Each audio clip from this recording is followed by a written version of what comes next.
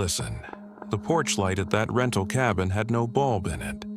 She was standing in the doorway holding the bulb in both hands. She had unscrewed it herself 20 minutes before going to bed, and the socket was glowing. Faint orange, like a coil heating from the inside. It was 3:17 in the morning.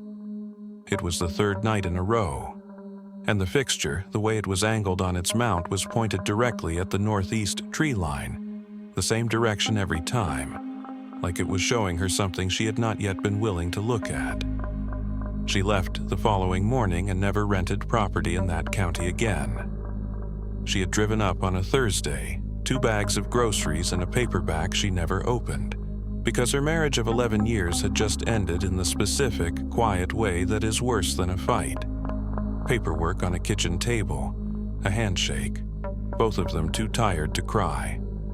A friend had sent her the listing. Mountain County, 2 miles off a paved road, available immediately, cheap for what it was. The photos showed a small cabin with a covered porch, wood paneling inside, a cast iron stove, and a window over the kitchen sink that looked out into a hollow. She booked it for 4 nights without reading the reviews. The drive took 3.5 hours.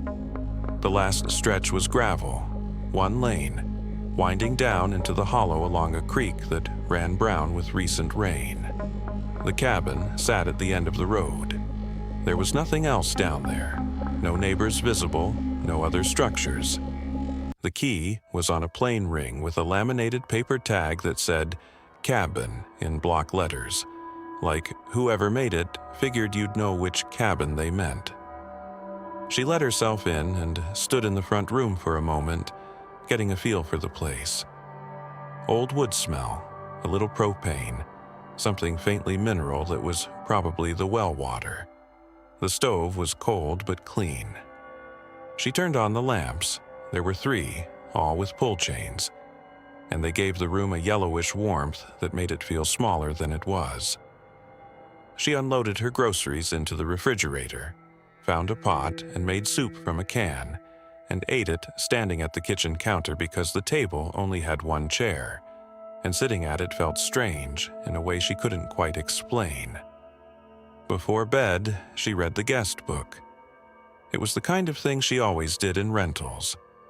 She liked seeing where people came from, what they'd done, whether they'd been happy. Most of the entries were warm.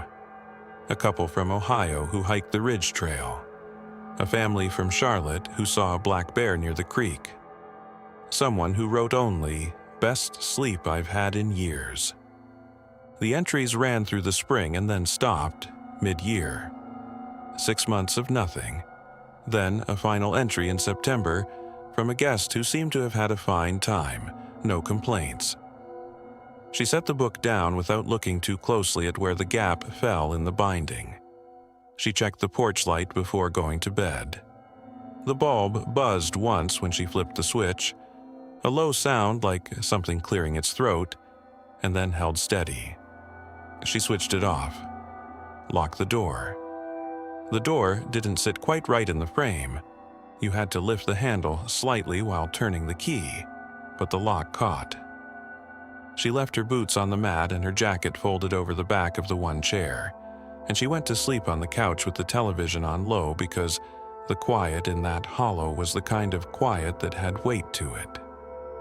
She woke at 3:17 because the light through the window was wrong. The porch light was on. She lay there for a moment looking at the ceiling, trying to remember if she'd switched it off. She had. She remembered the buzzing, the handle lift, the lock, but the light was on. She got up, went to the switch, turned it off. Went back to sleep. She chalked it up to fatigue and faulty wiring, and the general unreliability of old cabins, which is a reasonable thing to believe when you are exhausted and alone, and do not want to think about the alternative. The second night, she was careful. Before she lay down, she stood at the switch and turned the porch light off 3 times, and turned it back on 3 times just to confirm it was working correctly. It was. She turned it off a final time and watched the porch go dark through the window. She fell asleep around 11. She woke at 3:17. The light was on. Not flickering, not dim, fully on, the same steady orange-yellow glow. And this time she got up and went to the porch instead of just turning the switch. The night was clear and cold.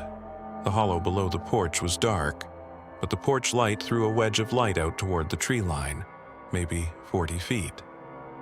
She stood at the railing and looked at the fixture. It was angled slightly, not toward the parking area, not toward the gravel road, but toward the northeast, into the trees. The angle was deliberate.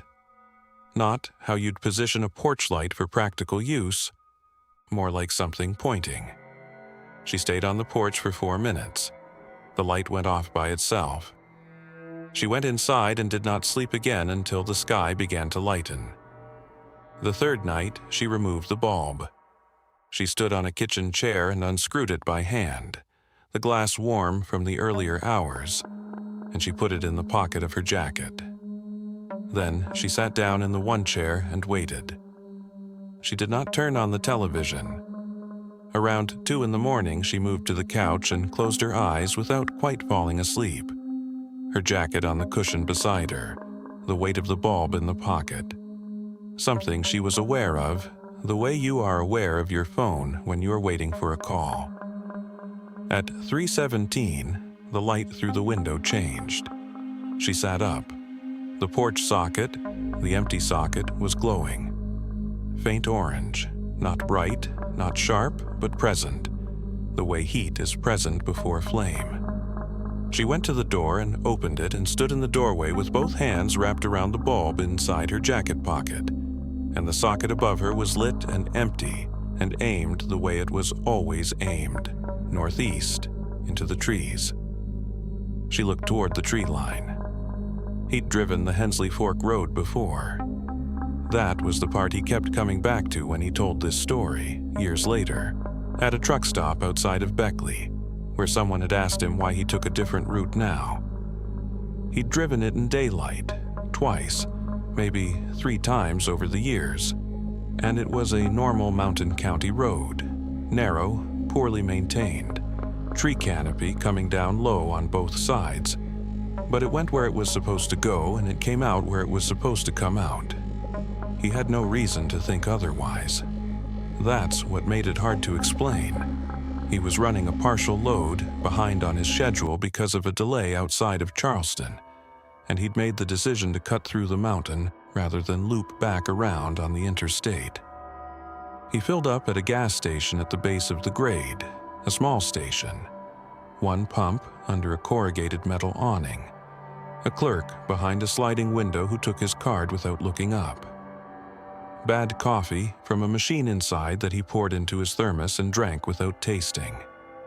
He checked his mirrors, checked his load, pulled out onto the county road as the light was going flat and gray in the way it does in mountain hollows, where the sun leaves the road an hour before it actually sets. The first 6 miles were fine. The road climbed, the trees pressed in, his CB radio went soft the way it always did up here, not dead, just muffled, like the signal was traveling through water. He passed a few gravel turnouts, a rusted gate chained across an old logging track, a hand-painted sign advertising firewood that had been there long enough for the letters to fade back into the wood. Normal. All of it normal. He passed the no trespassing sign at what he figured was the 4-mile mark. It was nailed to a fence post on the right shoulder, hand-painted on a board like the firewood sign, and it was leaning slightly to the right. He noticed it because he didn't remember it from before, and he was the kind of man who noticed new things on familiar roads the way other people notice new haircuts, automatically, without deciding to. He filed it and kept driving. 4 miles later, the road should have come out onto the county highway. He knew the junction. There was a stop sign there, a reflector post, and if you turned right, you'd hit a diner inside of 3 miles. He was thinking about the diner when his headlights caught the fence post. Same lean, same board, same hand-painted letters. He stopped the truck and sat with the engine running for a moment. He looked at the sign. The sign looked like the sign. He checked his mirrors. The road behind him was dark and empty. He checked his odometer, which told him he had traveled approximately the right distance. He looked at the GPS on his phone, which had lost a signal somewhere on the grade, and was showing him a gray screen with a spinning indicator that had been spinning for the last 20 minutes. He decided he had missed a fork. It was dark, he was tired, and mountain roads in this part of the state did not always announce their turnoffs. He turned the truck around, which took a 4-point effort on the narrow road, and drove back the way he had come. The road behaved normally in reverse. He reached the gas station end, the junction with the paved road, the reflector post. He sat there for a minute. Then he turned around again and headed back into the Hensley Fork Road. He passed the sign, 4 miles of climbing, tight curves, tree canopy. His headlights picked out gravel and centerline paint, and the occasional flash of eyes at the road's edge, a deer or a raccoon, or something watching from the ditch. 4 miles, and then the fence post again, and nailed to it, still leaning right, the sign. There was a folding chair on the shoulder this time. A rusted metal chair, the kind you'd set out on a porch, sitting on the gravel about 10 feet past the fence post, facing the road. He was fairly certain it had not been there on his first 2 passes. He sat with his foot on the brake and looked at the chair for a while. Then he looked at the sign. The chair was empty. The sign said what it had said the first 2 times. He put the truck in gear and kept going. That was when he decided to push through faster. Whatever he was missing, he was going to find it by not letting himself slow down at the curves. He picked up speed. Carefully, this was still a 1-lane mountain road with no shoulder worth mentioning, and he watched the road hard. At the highest point of the Hensley Fork Road, in a section where the trees pulled back enough to show a strip of sky, his headlights caught someone standing on the road, not at the edge, not stepping out from the shoulder.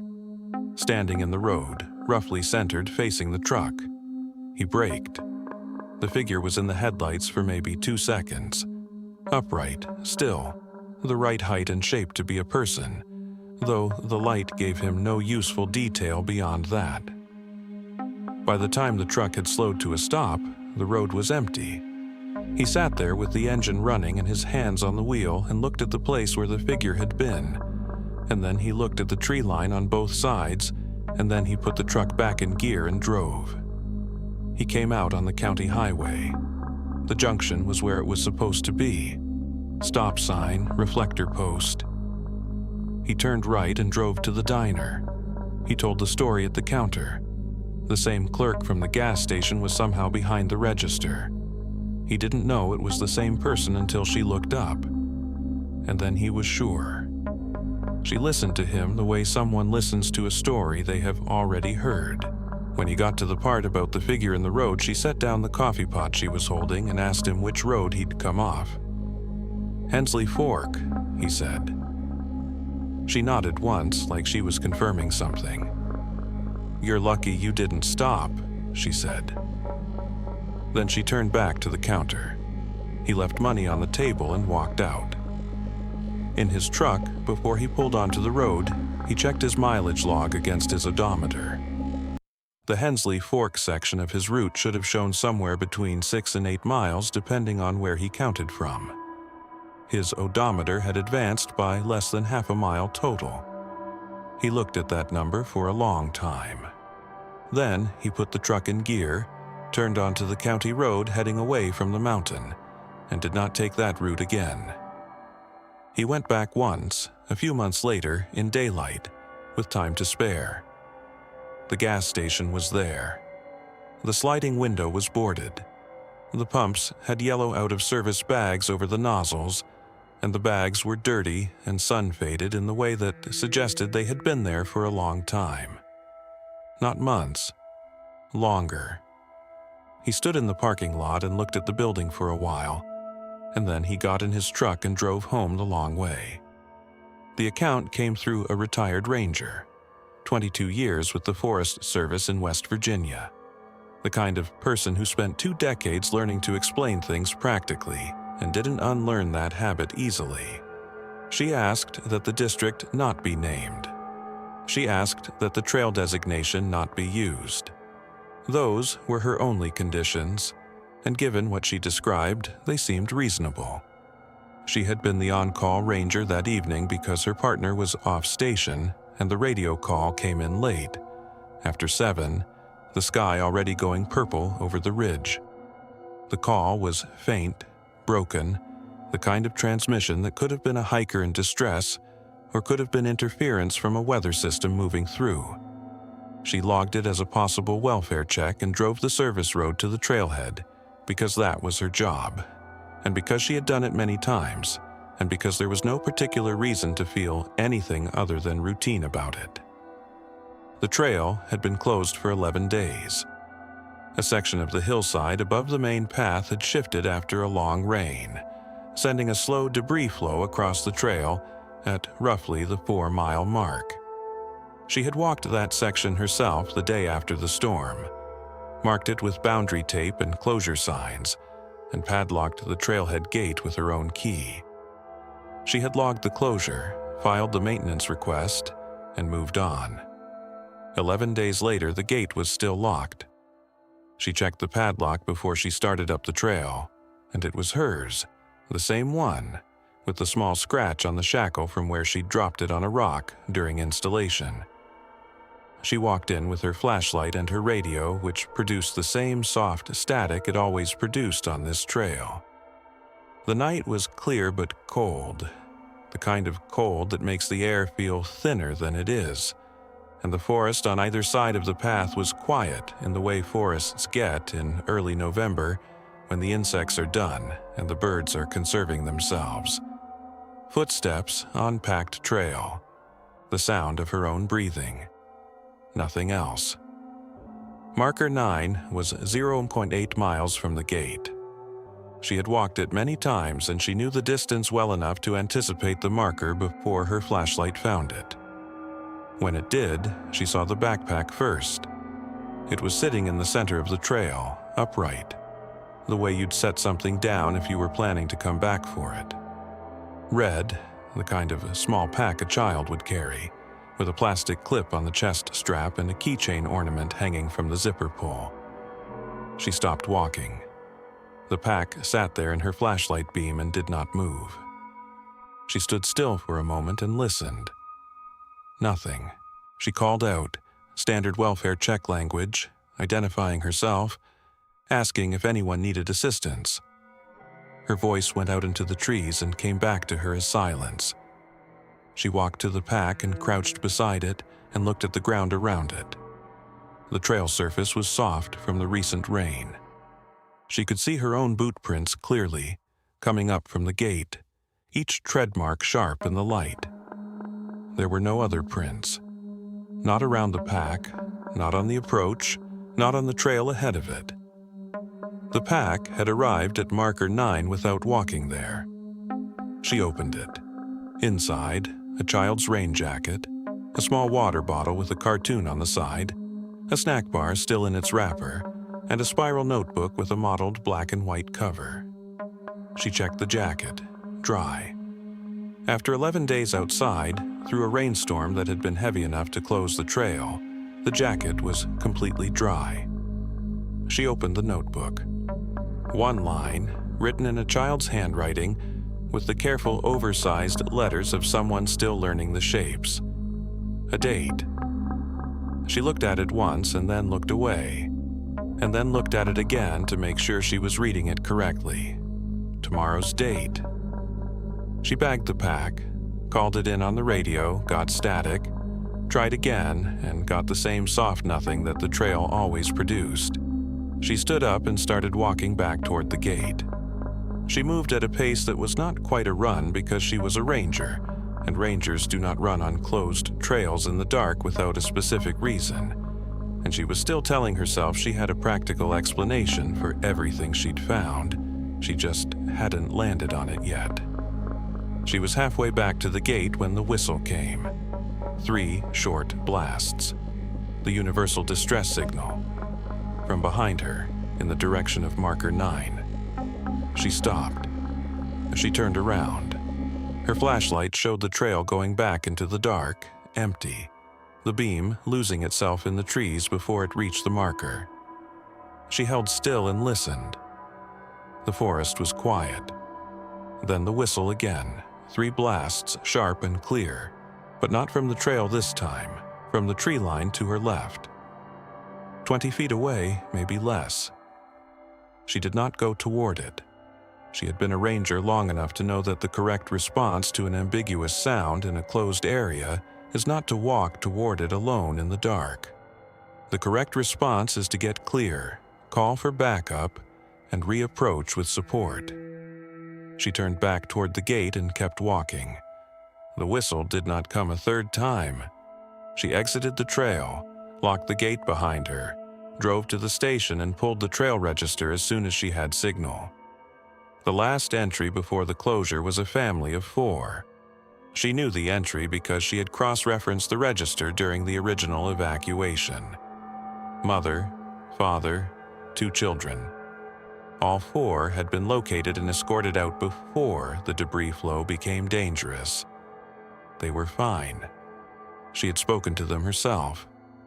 The handwriting in the notebook did not match either child. She was certain of that. She had seen both children sign their names in the register while their parents were talking to her, and children's handwriting at that age is distinctive enough that she would have recognized it.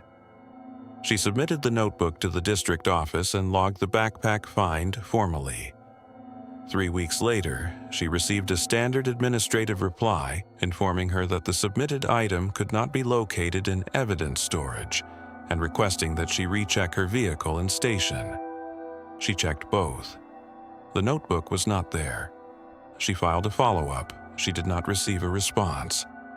What she could not file, and did not try to, was the detail about the date. The date in the notebook had been written before she found it.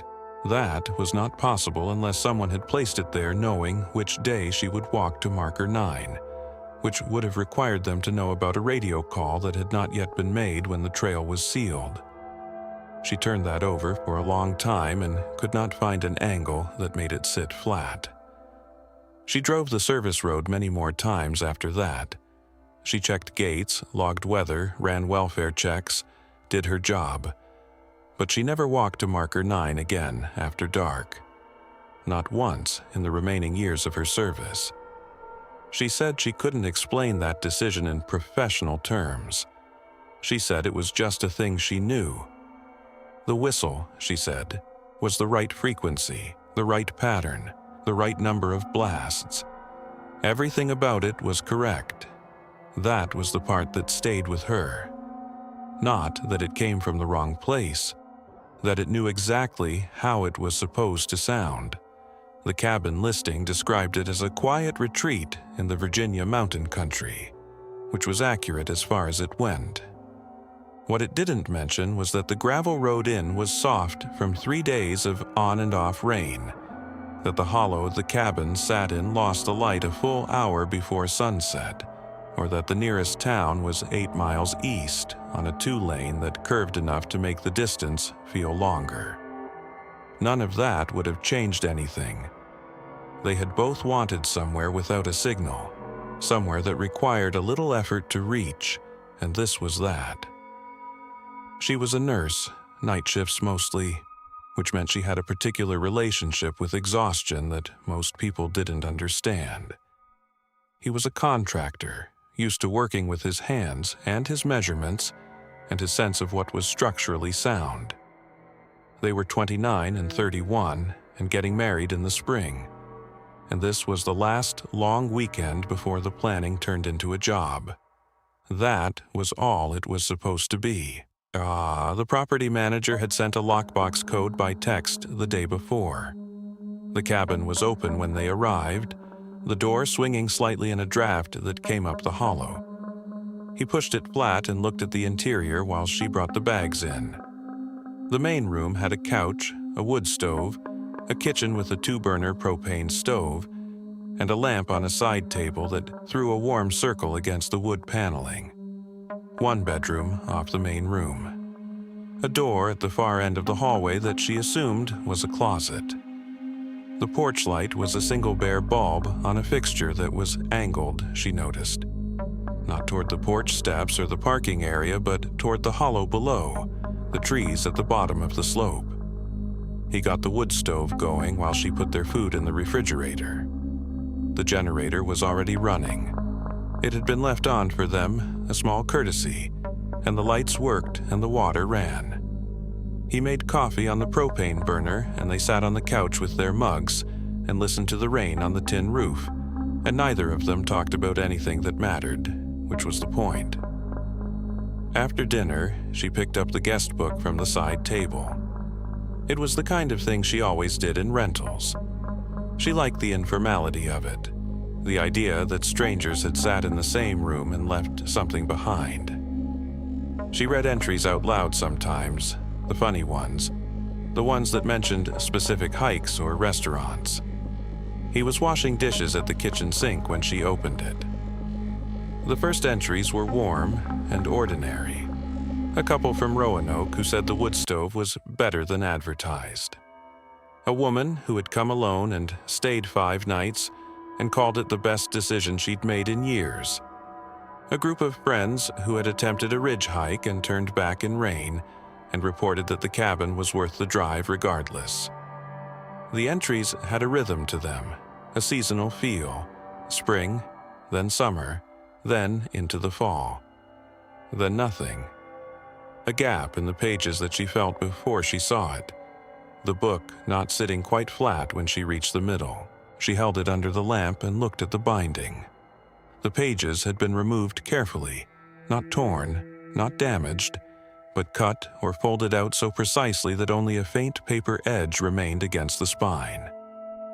She counted the remnant edges. 12 pages at minimum. 6 months of entries, gone, she told him. He looked up from the sink. Owner probably pulled complaints, he said. People leave negative reviews in those things. Easier to take the page out than deal with it. That was a reasonable explanation. She photographed the torn edges with her phone anyway, the lamp casting a shadow across the binding that made it look like a wound. The entry immediately after the gap started mid-sentence. No date at the top, no greeting, just, "Still haven't heard back. We're not going to stay another night." And then a name. A first name, common enough, the kind that would return 1,000 results in any search. She searched anyway. He had come over by then and was reading the entry over her shoulder. The search came back with nothing that connected to anything. No missing person report, no forum post, no local news item. Just the name, floating there, attached to nothing. He said it was a common name. She set the phone face down on the cushion beside her and did not pick it up again. They went to bed at a reasonable hour. He fell asleep the way he always did, quickly and completely. She lay in the dark and listened to the generator running its low, constant note, and the rain easing off on the roof and the refrigerator cycling in the kitchen. Old properties had sounds. She knew that.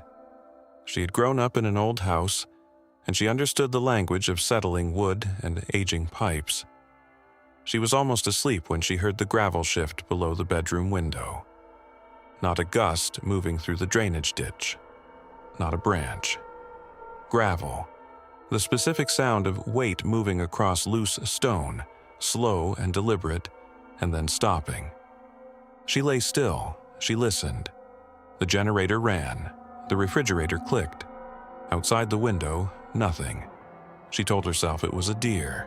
They came right up to properties out here, nosed around the edges of things, sometimes stood on gravel drives in the middle of the night for reasons of their own. She had seen it before. She closed her eyes. 30 minutes later, the sound came again, the same pace, the same deliberateness. Stopping in the same place, below the window, where the gravel met the slope of the hollow. She did not get up. she did not wake him. She lay with her eyes open in the dark and listened to the generator and waited for the sound to come a third time. It didn't. What it did instead was stop so completely that the stopping felt like a held breath, like something out there had decided to be patient. She was still awake when the hollow began to lighten toward gray. He slept through all of it. She was on the porch before he woke up. The hollow was quiet in the early morning, mist sitting low between the trees below the cabin, the gravel drive still dark with moisture from the night's rain. She had her coffee in both hands, and she was looking at the railing. The porch railing ran along 3 sides. Pine boards, painted white once, now weathered to a soft gray. The section nearest the steps, the section closest to the hollow where the ground sloped down into the trees, was darker than the rest. Not wet dark, the way rain makes wood look. Darker in the way that happens when something rests against a surface long enough to change it. She had noticed the discoloration the previous evening and thought nothing of it. Up close, in the flat gray morning light, she could see the impression. A hand. Palm flat, fingers slightly spread, pressed into the soft weathered wood at a height that she tested without thinking. She put her own hand against it, and her palm sat 2 inches below. Too high for her. She stepped back and thought about him, about his height, and the angle was wrong for him too. Not dramatically wrong, just wrong enough. The hand on the railing was on the outside of the railing, not leaning over from the porch side. Pressed from below, from the hollow side, by something that had been standing on the slope in the dark.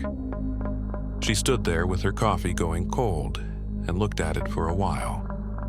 Then she went inside and said nothing. They drove to town for breakfast because the propane canister was running low, and neither of them wanted to deal with it before coffee.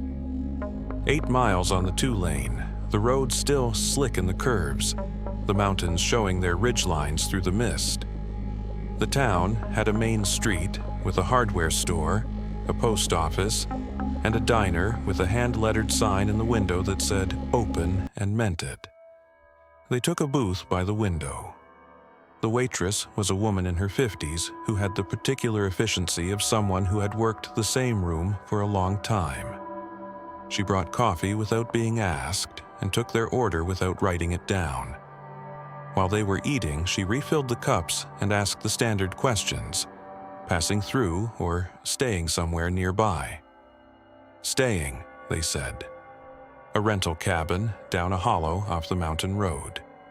They gave the address because she seemed to expect it. The waitress set the coffee pot down on the edge of the table. She didn't say anything for a moment. Then she said, quietly and without any particular drama, "The back room in that cabin, you didn't sleep in it, did you?" Not a question. The phrasing of someone confirming something they already half knew. They told her they had slept in the main bedroom. The waitress's expression changed in a small way. Not relief exactly, but something adjacent to it. She picked up the coffee pot. She did not explain what she'd meant, and she did not offer to. He started to ask, and something in the waitress's posture, the way she had already half turned back toward the counter, stopped him. Some things in small towns are not offered twice. They drove back to the cabin in a quiet that was different from the comfortable quiet of the drive-in. He said once that the waitress was probably just eccentric. She didn't answer. At the cabin, she went straight to the hallway, the door at the far end. She had assumed it was a closet the night before without testing the assumption. She stood in front of it now and looked at it. Standard interior door, the same weathered paint as the porch railing. A plain brass knob. No lock on the outside. She put her hand on the knob. The knob was cold in the specific way metal gets cold when it hasn't been touched in a long time, and the room behind it hasn't been heated. She stood there with her hand on it. Then she let go and went to start packing. He didn't ask why. He saw her face and started packing too. She checked the guest book one more time while he loaded the car. She didn't know what she was looking for. The torn edges, the mid-sentence entry, she'd seen those. She turned to the back. Inside the back cover, in the space where the cardboard was plain and unlined, someone had written in small, careful print. A name she didn't recognize. And below it, a date. 3 days from now. The ink looked old, not fresh. The kind of faint that takes time to develop. But the date was 3 days away, which meant either the ink was not as old as it looked, or someone had written it, knowing when it would be read. She stood there with the book open in her hands, and neither of those options felt better than the other. She photographed it. She put the book back on the table. She walked outside and got in the car. On the drive, she messaged the property manager through the app. She asked about the back room. The reply came back before they reached the county road, which surprised her. She hadn't expected signal so quickly, and the speed of the response felt off, like someone had been waiting. The message said, "That door is a closet, and it's been nailed shut since we bought the property. Guests sometimes think it's a room. Nothing to worry about." She read the message twice. She had stood in front of that door. She had put her hand on the knob.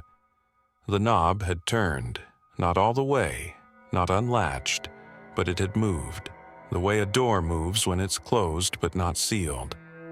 A nailed door doesn't have a knob that turns.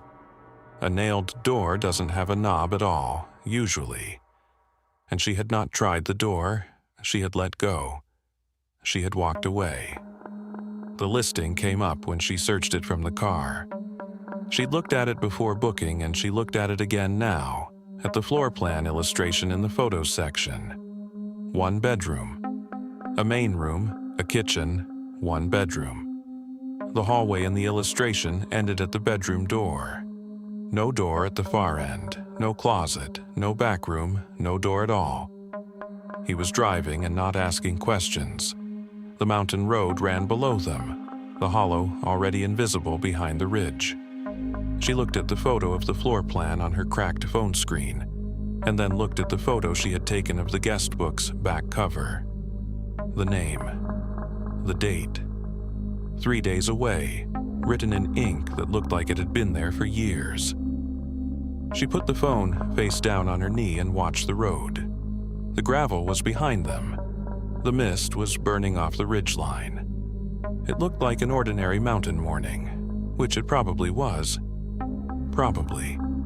This one came from a solo backpacker who asked that the trail system not be identified beyond the general region, southwestern Virginia, dispersed camping area, the kind of place that doesn't have designated sites or maintained amenities, just a trailhead kiosk with a weathered map and a coffee can bolted to a post for self-issue permits.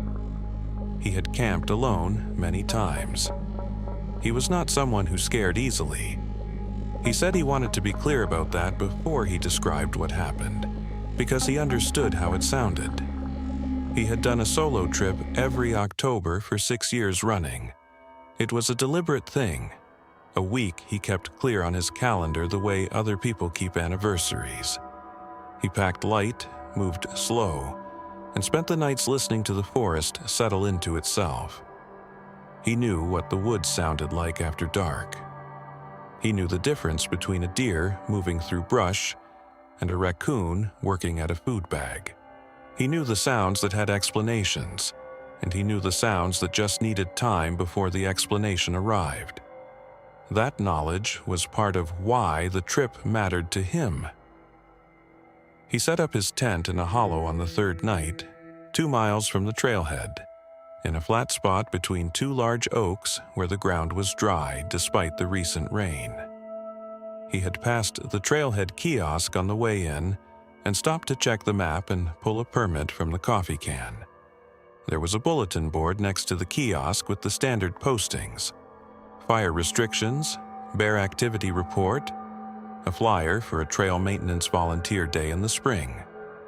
and one index card, handwritten in blue pen, tacked to the lower right corner of the board where you might not notice it immediately.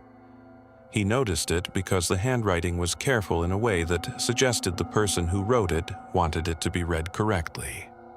Do not answer knocking. No signature, no explanation, no date.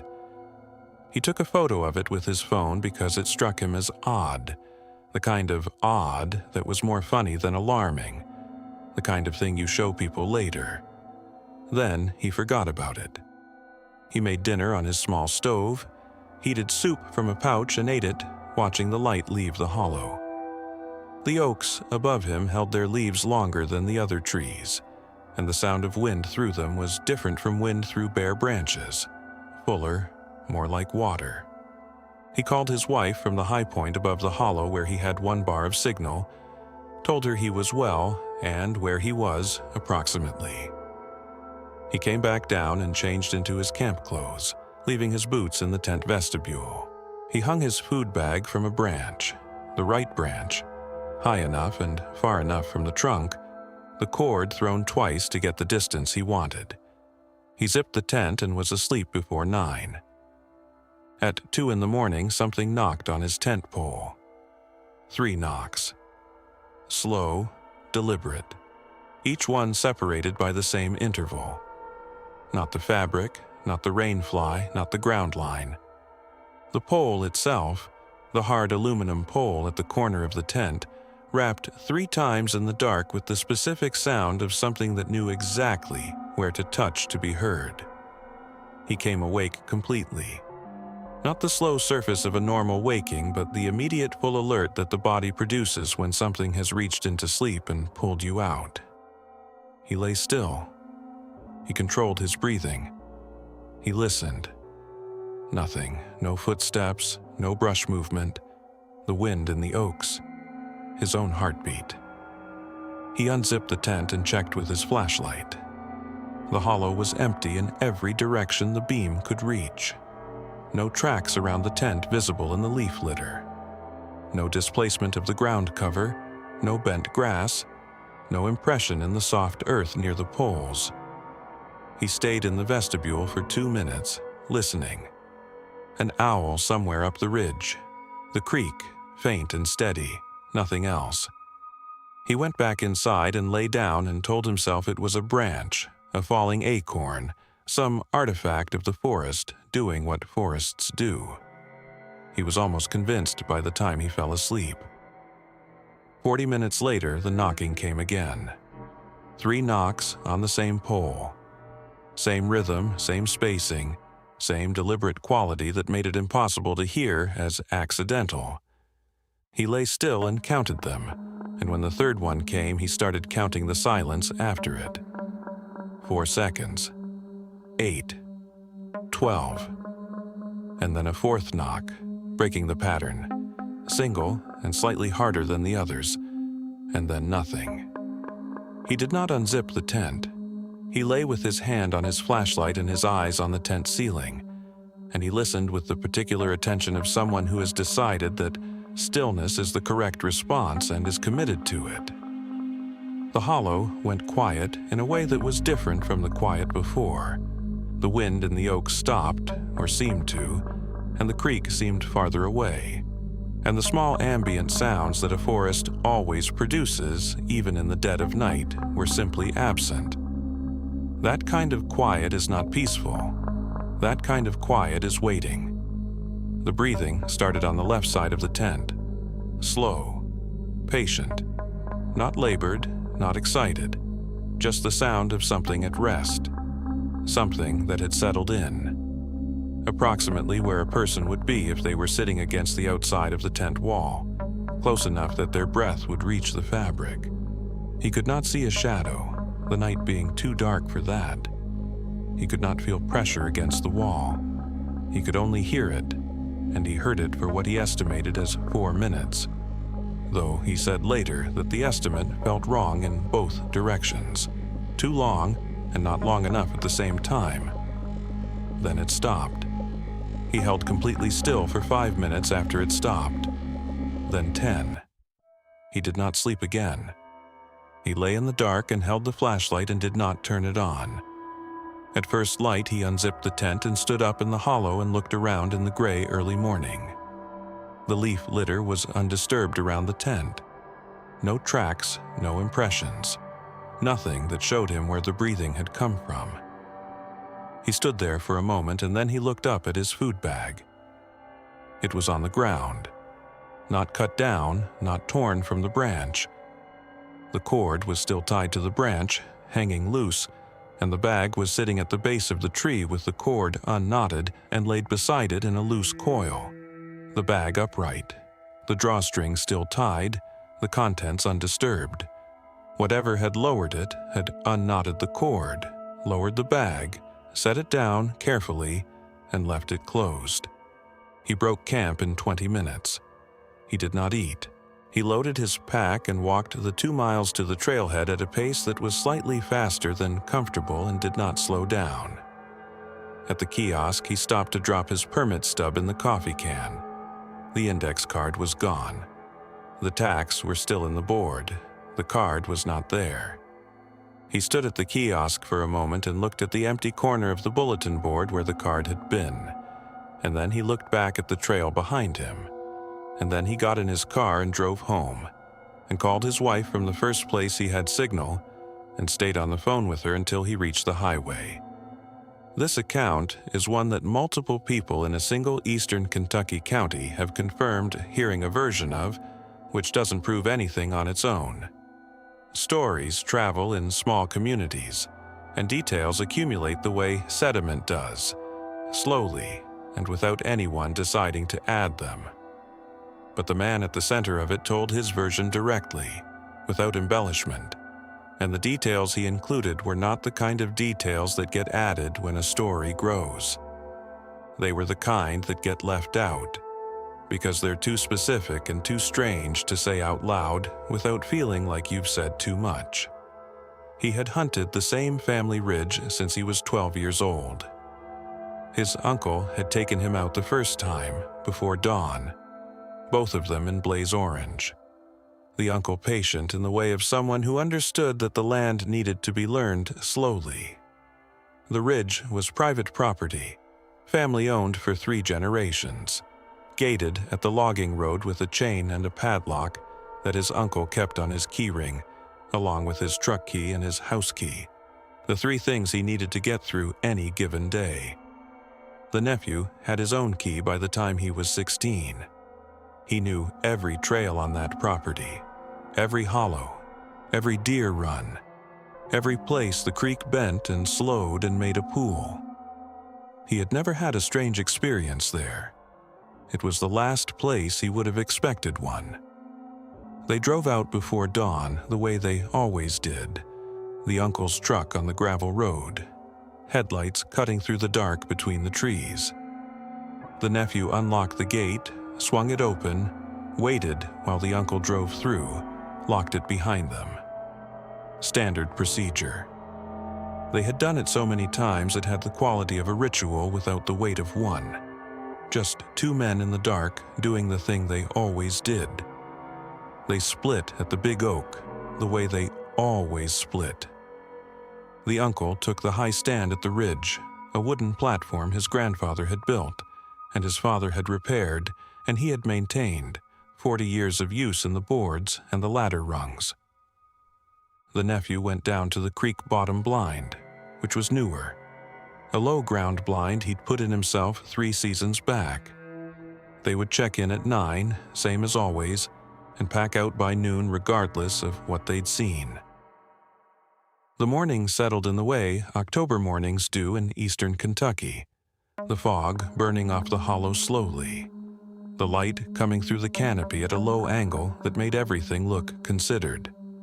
The nephew heard a turkey call at first light, distant, nothing that concerned him. A doe and a yearling crossed the creek bottom an hour in, moving slow, neither of them spooked. He heard the creek and his own breathing and the occasional crack of a branch somewhere up the slope. The kind of crack that could be deer or squirrel, or just the forest contracting in the cold. Normal. All of it normal. At 6:40, the uncle's voice came across the hollow. Clear and distinct, not shouted. The uncle didn't shout. Not in the woods, not anywhere particularly. Just spoken at a conversational volume that carried in the cold air the way voices do in that kind of stillness. 3 words. "That's not a deer." The nephew sat with it for a moment. He figured a coyote maybe, or a feral dog that had wandered onto the property. The uncle had seen coyotes near the stand before, and never mentioned them out loud, but everyone had their threshold. What made the nephew pause was the direction. The uncle's high stand was up and to the east. The voice had come from below and to the north, which was a hollow the uncle would have had no reason to be in at 6:40 in the morning. He filed it as an acoustic effect. The hollow did strange things with sound.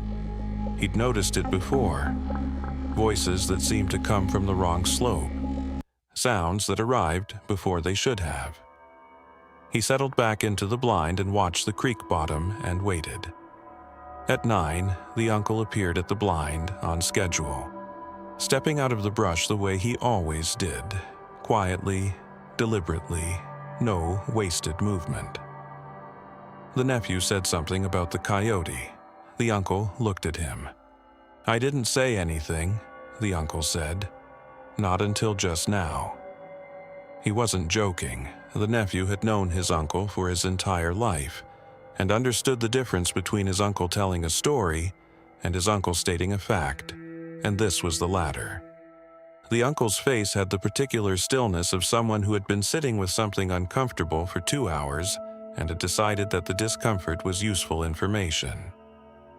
They packed out early. The uncle said only, "We're done for today." He didn't explain, and the nephew didn't ask, because there was a tone in it that made asking feel beside the point.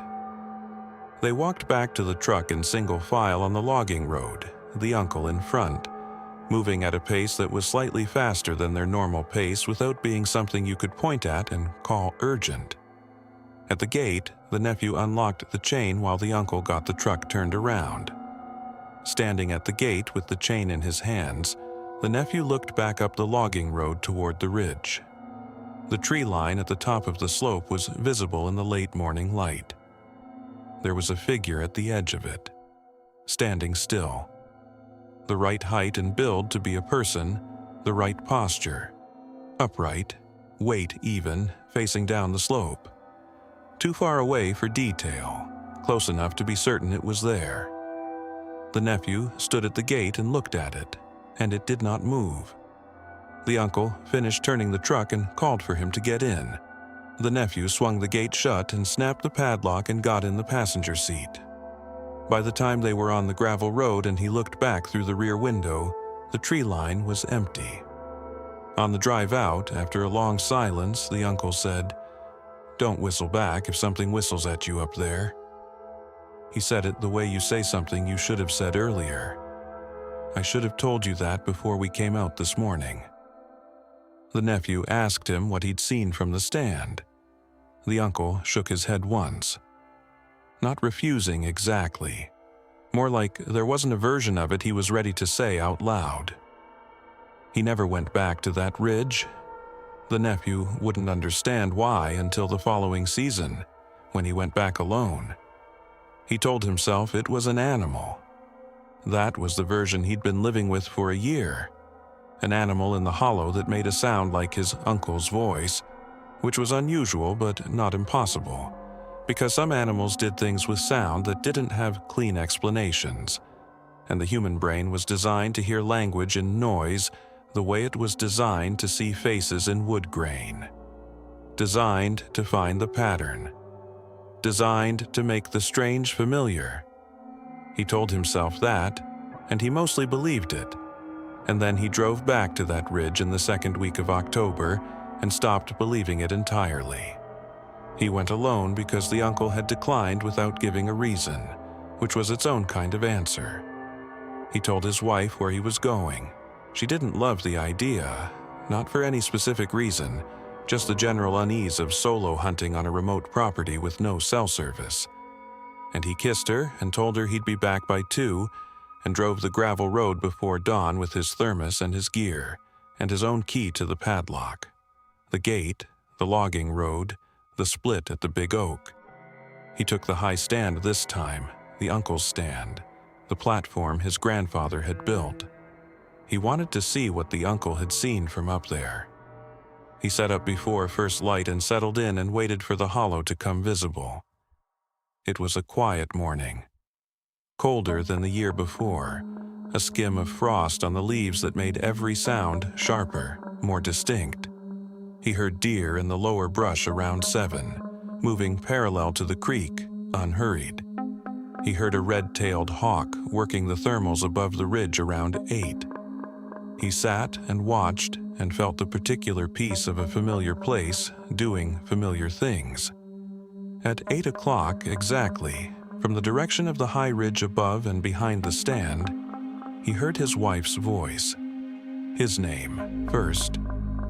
Clear, distinct, with the specific inflection she used when she was calling him from another room. A slight rise at the end, not a question, just a flag. He went completely still. She was at home. She was 40 miles away. He knew that. He knew it the way he knew his own hands, and still his body had already started to respond before his mind caught up. Some older and less careful part of him already orienting toward the sound, already ready to answer. He did not answer. He sat in the stand and pressed his back against the platform's railing and listened. The frost on the leaves. The hawk somewhere above the ridge. His own pulse, which he was aware of in a way he wasn't usually aware of it. His wife's voice came again, the same call, the same inflection, and then, after a pause long enough that he'd almost started to breathe normally, she said something else. A phrase. Something private. Something she said in the mornings. A specific and particular thing that she had said so many times it had become part of the texture of their life together. Invisible until this moment when he heard it in a voice that was exactly hers, coming from a ridge where she was not. His throat closed. He gripped the railing of the stand and did not make a sound. He did not answer. He remembered what his uncle had said. Don't whistle back. It was the only instruction he had, and he held on to it with both hands. He packed up as quietly as he had ever done anything. He climbed down from the stand one rung at a time, setting each boot carefully, keeping his weight controlled. He started toward the logging road. He kept his pace steady, not slow enough to be listening for pursuit, not fast enough to be running from something, because he understood, without having decided it, that the correct posture was neutral, was ordinary, was a man walking out of the woods at the end of a hunt. He was 20 feet from the gate when he heard his own voice from the ridge behind him. His own voice, his timbre, his accent, the specific quality of it, saying his wife's name. He had not spoken since he'd arrived. He had not said a single word on the property that morning, not even to himself. He walked the last 20 feet to the gate and unlocked the padlock and got through, and locked it behind him and got in his truck and sat there for a moment with his hands on the wheel and the engine running. He called his wife from the county road. She answered on the second ring, her normal voice, her actual voice, and he said he was on his way home, and she said okay, and he said he loved her, and she said she loved him, and that was all. She was fine. She had not called. She had not said anything. He went back to the property once more before he could stop himself, in the second week of November, to pull the trail camera he'd set up at the beginning of the season. He'd mounted it on a tree near the high stand, facing the approach from the ridge, set to trigger on motion. He pulled the SD card and drove to the county road before he looked at it. The camera had logged 42 events over the course of the season. Deer, mostly. A turkey. A coyote at 4:17 one morning, sitting in the frame for almost 2 minutes before moving on. And one event from the night before his second hunt, 11:43 p.m., the forest dark and the camera working in infrared, that showed something moving through the stand's approach from the ridge. The image was a blur, low light, motion, the infrared struggling with the speed of it.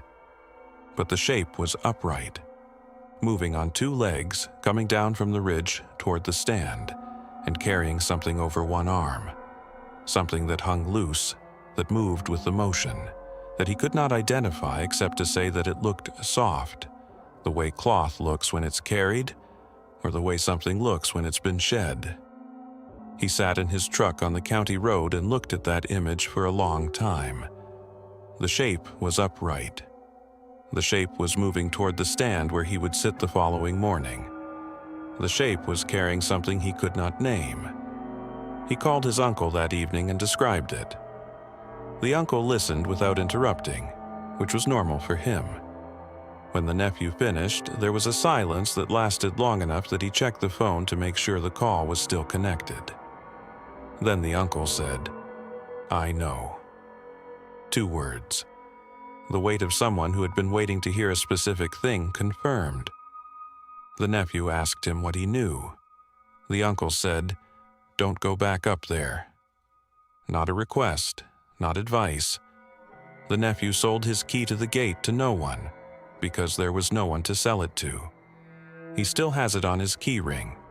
He said he doesn't know why he keeps it. He said when he tries to take it off, he can't figure out what to do with it instead. He doesn't hunt that ridge anymore. He hunts other properties, other counties, and he does it with other people, and he doesn't go into a high stand alone, and he has never told his wife exactly what her voice sounded like coming off that ridge. He doesn't think it would help her to know, and he is probably right about that. The trail camera SD card is in his truck's center console. He said he hasn't looked at the image again, but he hasn't deleted it either. He said the thing that bothered him most, the detail he kept returning to, was not the shape itself. It was what the shape was carrying. The way it moved, the way it hung, like something that had already been used. She had driven that mountain shortcut a dozen times over the years, a 2-lane Tennessee County road that cut through a low gap in the ridge and saved 40 minutes on the drive between her mother's house and her own. She knew its curves. She knew the place where the guardrail ended and the drop-off began, the place where the road narrowed to barely a lane and a half at the creek crossing, the place where her radio always lost the station she was listening to and picked up something else briefly before finding it again. She knew the road the way you know a road you've driven without thinking about for years, which is to say, she knew it well enough that she stopped seeing it.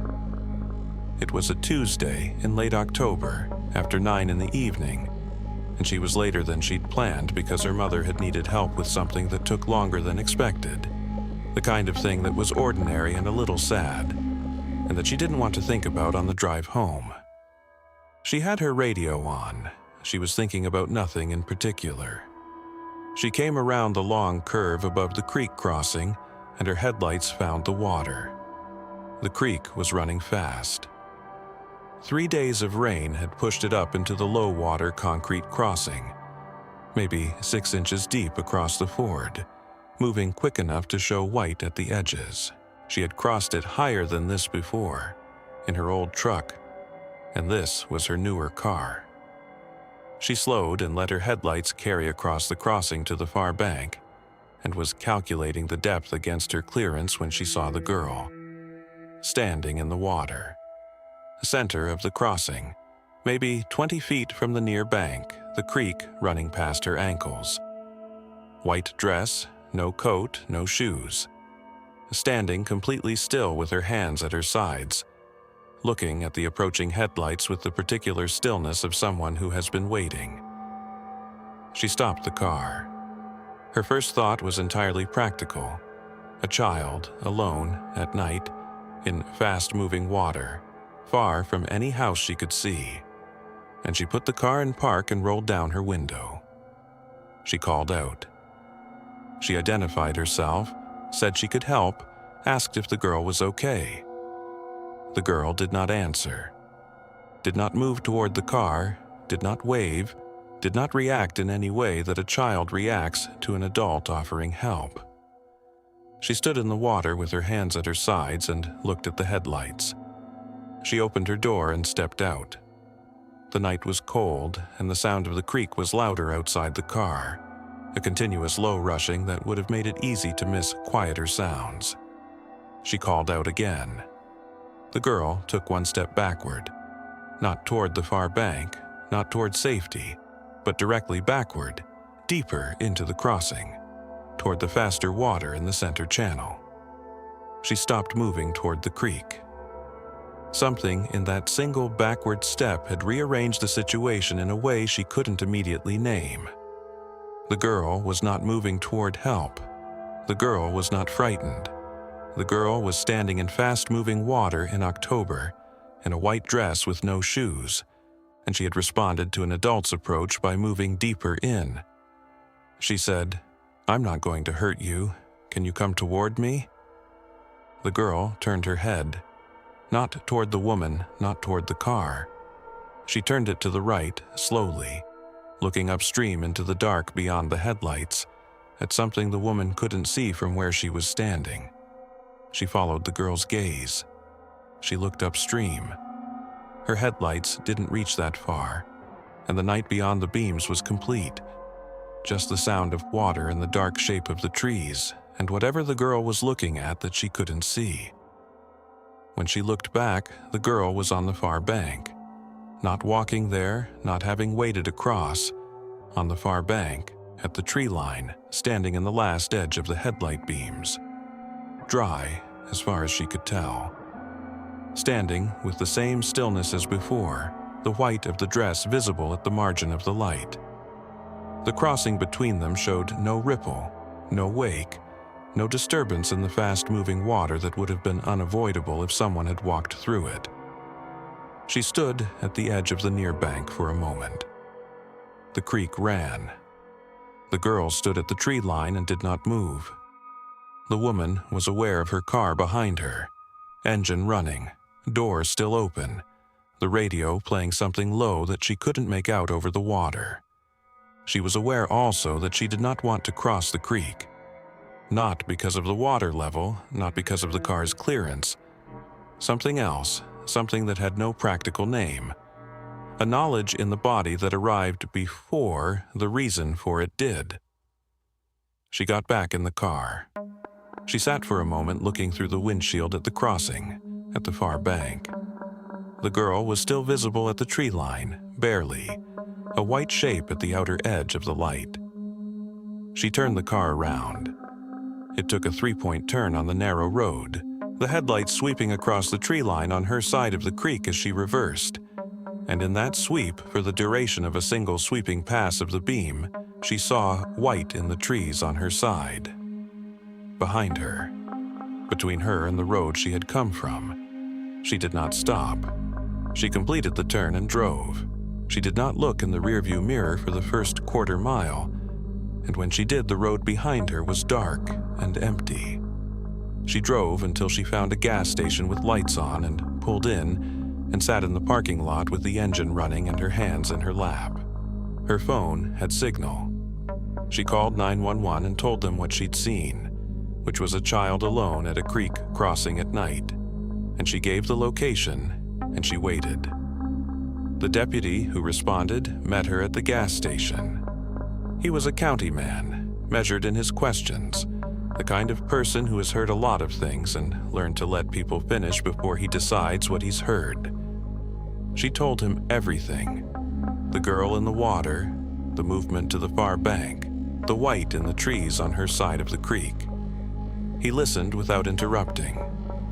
When she finished, he looked at his notepad and then looked at her. "Was she on your side of the creek?" he said. "Or the other side when you last saw her?" Not a question about the girl's welfare. A question about location. A specific and careful question from someone who already knew why it mattered. The deputy radioed the crossing while she sat in the gas station parking lot with a cup of coffee from the machine inside that she didn't drink. He came back 20 minutes later and told her his unit had checked both banks and the crossing itself, and found no child, no footprints in the soft creek mud on either side, no evidence of recent foot traffic. He said it in the flat professional tone of someone reporting facts, not someone surprised by them. She asked him about the footprints specifically. The creek mud would have held an impression. She knew that. She'd grown up around creeks. She understood how soft ground worked after rain. He confirmed it. Both banks, soft mud, recent rain, no prints, not even a partial. Whatever had been standing in that water had left no trace of having stood there. He sat across from her at the gas station's small plastic table and chose his words the way someone chooses footing on uncertain ground. He told her that the crossing had a history, not a long explanation, not a story, just that word, history. And the way he said it carried the weight of something he'd been told rather than something he'd researched. He said that in his time with the county he'd taken 3 similar reports from that location. People stopping at the crossing after dark. A child, or something shaped like one, standing in the water. He said none of the 3 prior witnesses had been able to explain how the figure crossed the water without crossing it. He said, "We tell people not to stop there after dark." He said it the way you say something that should have been said earlier, that would have been useful an hour ago. Doesn't make it onto any official signage, just something people in the county know. She asked him what it was. He looked at his notepad. He said he didn't know. He said the county didn't know. He said all 3 prior witnesses had been credible people with no reason to fabricate anything, and that the official position was that the reports were likely explained by low light conditions, stress, and the tendency of the human brain to construct a familiar shape from ambiguous visual information. He said this in a tone that made clear he was reciting rather than endorsing. She drove home. She was careful on the curves, more careful than usual, and she kept the radio off. At home, she checked the locks on the doors and then felt briefly foolish about it, and then checked them again. She slept badly. In the morning, she remembered the dashcam. She had installed it 8 months earlier after a minor fender bender, one of those small pragmatic decisions that feel entirely unconnected to anything, until suddenly they aren't. It mounted on the inside of the windshield, low, aimed through the glass at the road ahead. It recorded continuously and overwrote itself on a loop unless she saved a file manually. She hadn't saved the file. She checked the camera's app on her phone with her coffee going cold on the kitchen counter, and the file from the previous night was still there, preserved in the loop because not enough subsequent recording had accumulated to overwrite it. She plugged the camera into her laptop and opened the file. The road, the curves, the radio station fading and returning. The long curve above the crossing. Her headlights finding the water, the reflection off the moving surface. And then the girl. Visible in the headlights. Clearly, unmistakably visible. White dress standing in the water, facing the camera exactly as she had been. The woman's voice audible on the recording asking if the girl was okay. The sound of the car door, her own footsteps on the road surface. The girl standing and not responding, and then, in the same uninterrupted frame, in the same continuous shot, not there. She watched it twice. The camera did not cut. The footage did not skip. The timestamp ran without interruption. The girl was present in one frame and absent in the next, and the interval between those frames was a normal interval, a fraction of a second, the ordinary gap between one moment and the next. Not enough time for a person to move. Not enough time for anything to move out of a fixed camera's field of view at that distance without some trace of motion, some blur, some intermediate position. She sent the file to the deputy that morning with a message explaining what she'd found. He called her that afternoon. He said he'd reviewed it. He said the footage was, in his assessment, inconclusive due to lighting conditions and possible compression artifacts in the recording. He thanked her for sending it. He said he'd keep it on file.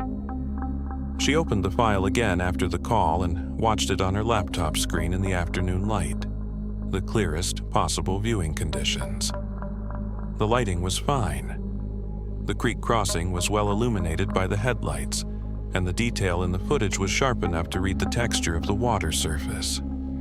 There were no compression artifacts on any other section of the recording. The road, the guardrail, the trees, all of it rendered cleanly. Only the moment of the girl's disappearance could be called ambiguous, and the ambiguity was not in the image quality. The ambiguity was in what the image showed and what it didn't. She watched the file a third time. She was looking at the girl's posture, at the stillness she remembered from the bank, trying to find in the footage the same quality she had felt in person, that specific absence of the fidgeting, the uncertainty, the small continuous motion that living things produce even when they're trying to be still. The girl in the footage was still in that way, completely.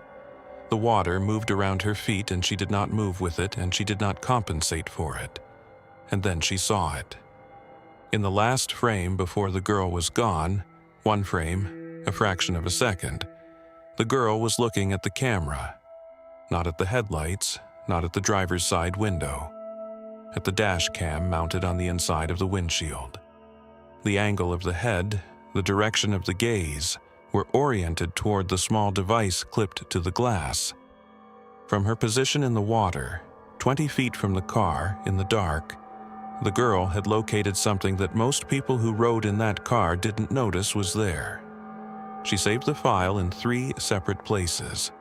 She sent it to her sister and told her to keep it. She called the deputy back and told him about the frame. He was professional and patient, and thanked her again for the follow-up. She did not find his response satisfying. The thing that stayed with her, that she mentioned when she submitted this account, was the water around the girl's feet in that final frame. She had been standing in fast-moving water, 6 inches deep, current strong enough to show white at the crossing's edges. In every other frame where the girl was visible, the water moved around her normally, current flowing past, the surface disturbed by her presence. In that last frame, the water around her feet was still, not slower, still, as if whatever was standing in the creek was not displacing it, as if the water had agreed to behave as though nothing was there. She takes a different route home from her mother's house now. It adds 40 minutes and she doesn't mind. She said she doesn't think about the crossing often, maybe once a week, maybe less. She said the thing she thinks about when she does think about it is not the girl's face in that final frame, though the face is there when she wants to look at it, saved in 3 places, preserved. What she thinks about is the question the deputy asked her at the gas station, whether the girl was on her side of the creek or the other side when she last saw it.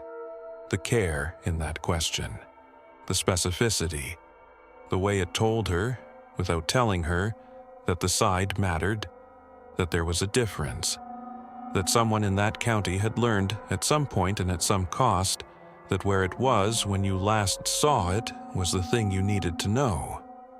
She doesn't know what the answer would have meant if it had been the wrong one.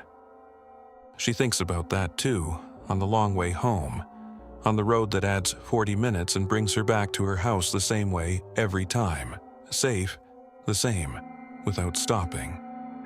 The account came from a man who spent one contracted season staffing a remote fire lookout tower in the West Virginia high country, the last person assigned to that particular structure before the Forest Service automated it and closed the base cabin to personnel.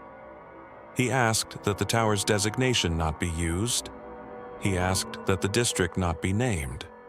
He said he wasn't trying to be difficult about it. He said he just didn't want anyone going up there to look because he didn't think looking would help them, and he thought it might do the opposite. He was not a young man when he took the contract, and he was not inexperienced.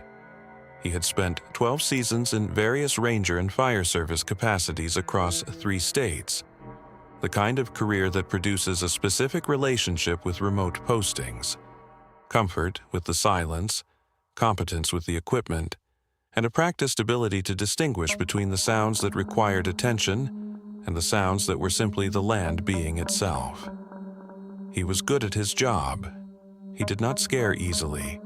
He wanted that understood before he described what happened, because he understood how it sounded, and because it mattered to him that whoever heard it knew he had tried every rational explanation before he arrived at the place where the rational explanations stopped fitting. He drove the Forest Service road to the tower in early July, which required a truck with clearance and patience for a road that had not been graded since the previous autumn. The last 2 miles he walked, which was standard for this posting. The road ended at a turnaround, and from there, a marked trail climbed the remaining distance to the ridge. The tower itself was a standard steel structure, 4-legged, the cab at the top with its wraparound windows and its Osborne firefinder and its radio equipment. Below it, connected by a short path, the base cabin. 1 room, a small wood stove, a cot, a table, a shelf with previous operator's paperwork still on it. Someone had left a coffee mug on the table. He washed it and used it for the rest of the season. The first week was entirely routine, which was what he had expected and what he wanted. He logged weather observations on schedule, checked the radio windows, noted wildlife, maintained his fuel supply, and spent his evenings reading on the cabin's small porch or climbing to the cab to watch the light leave the ridges. The visibility from the tower was extraordinary. On clear days, he could see 50 miles in 3 directions, the mountains folding into each other at the horizon until they faded into atmosphere. He had worked remote postings where the isolation became difficult after the first week, a claustrophobia of open space that some people didn't anticipate until they were in it. He had never experienced that himself. He liked the quiet. He liked the simplicity of a job that was just watching and recording and being present in a specific place. In the second week, he noticed the trail register. It was a standard metal box on a post at the base of the trail, the kind the Forest Service placed at trailheads to track recreational use. A clipboard inside with a paper form, date, name, party size, intended destination, expected return. He had looked at it when he arrived, noted that the last entry before his arrival was from early June, and thought nothing more about it. In his second week, he passed the register box on his way down from the tower and noticed a new entry. He stopped and read it. A single hiker, the date was correct, it was today's date. The time was 10:14 in the morning. The destination was listed as Tower. He had been in the cab at 10:14 in the morning. The visibility had been clear. The south trail was fully visible from the cab from the trailhead to the point where it entered the trees, and he had logged weather at 10:00 and again at 10:30, and he had not seen a hiker on the trail in either window. He noted it in his personal log and watched the south trail more carefully over the following days. No hikers appeared. The trail was remote enough that recreational use was sparse, but not impossible. It was a public trail on national forest land, and he had no authority to restrict access. He checked the register each time he passed it.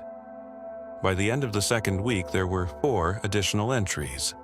Different names, different handwriting, all with dates and times that fell within his observation windows on days when the visibility had been good and the trail had been empty.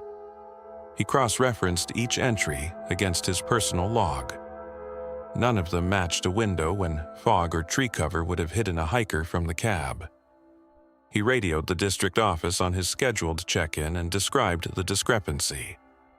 The duty officer told him that trail registers were voluntary and self-reported, that the data was considered unreliable for actual use tracking, and that he should not be concerned. He acknowledged this. He continued his own log. What he did not mention on the radio, because he had not yet decided how to describe it, was the timing.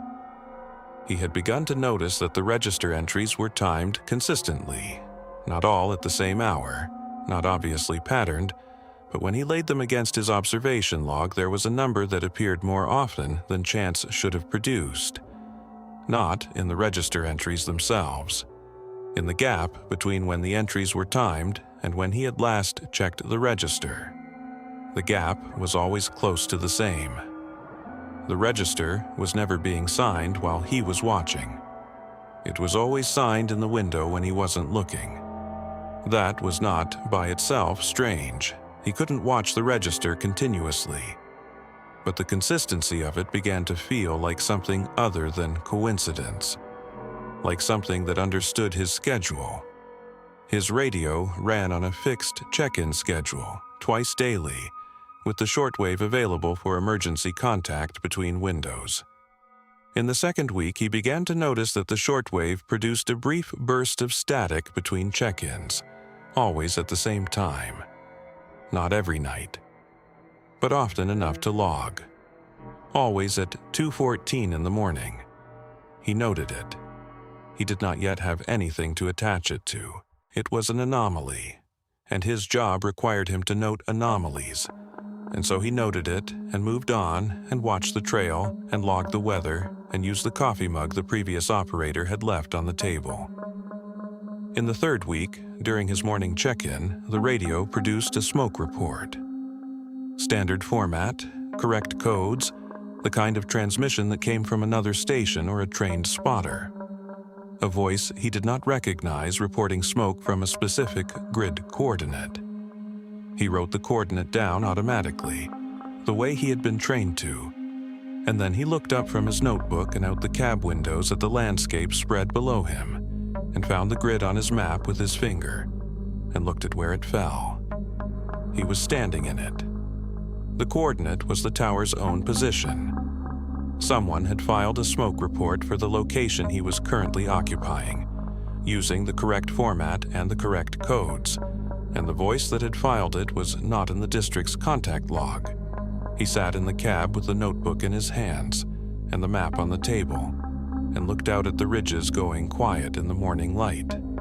And he thought about the register entries and the 2:14 static and the coordinate that pointed directly at where he was sitting, and he understood that these things were connected without yet understanding how. He radioed the district office during the next scheduled window and reported the smoke transmission. He gave the time, the frequency, the grid coordinate, the voice description, male, adult, calm, using standard reporting format without any deviation he could identify. The duty officer checked the frequency log and came back to him after a few minutes and told him there was no record of a transmission on that frequency at that time. The frequency had been open. No other station had been active. The transmission, according to the district's equipment, had not occurred. He acknowledged this and signed off and sat at the table in the base cabin with his personal log open in front of him and wrote down exactly what the duty officer had said, word for word, the way he wrote down everything.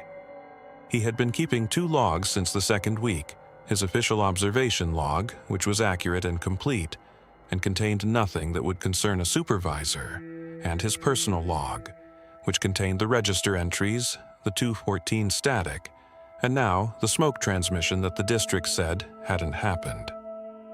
He did not think of this as deception. He thought of it as the difference between what he could prove and what he needed to remember. He searched the base cabin thoroughly that afternoon, not because he expected to find anything specific, but because he was a methodical person, and the cabin was the one space he had full access to, and he wanted to understand it completely.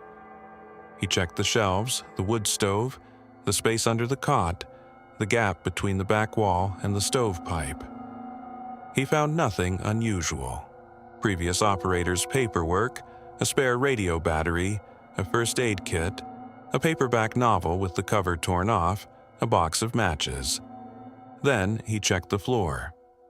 The floorboards were old pine, tongue and groove, fitted close but not perfectly, Small gaps had opened over the decades where the wood had dried and contracted. Near the back corner, under the cot, he noticed that one section of boards was slightly different from the rest. Not loose, not damaged, but the wood was darker, and when he crouched and looked closely, he could see that one board had been lifted and reset at some point. The tongue and groove joint was slightly misaligned, a gap on one side that shouldn't have been there. He moved the cot. He worked the board up with his knife blade, slowly, careful not to damage it. Beneath it was a shallow space, not a crawl space exactly, but a gap between the flooring and the ground, maybe 8 inches deep. In the space was a notebook, not a Forest Service logbook, a personal one, the kind you buy at a drugstore, with a soft cover and a small elastic band to keep it closed. He brought it to the table and opened it. The first entries were dated from the previous season. A previous operator, no name given anywhere in the book, which he found deliberate, logging the same kinds of things he had been logging. Weather, wildlife, radio check-ins. The handwriting was neat and practical, the entries brief. Normal for the first month and into the second. A person doing a job in a remote place, finding the routine comfortable, settling in. Then, near the middle of the book, the entries became shorter. Less weather detail, fewer wildlife notes. More attention to the register, which this operator had also been monitoring.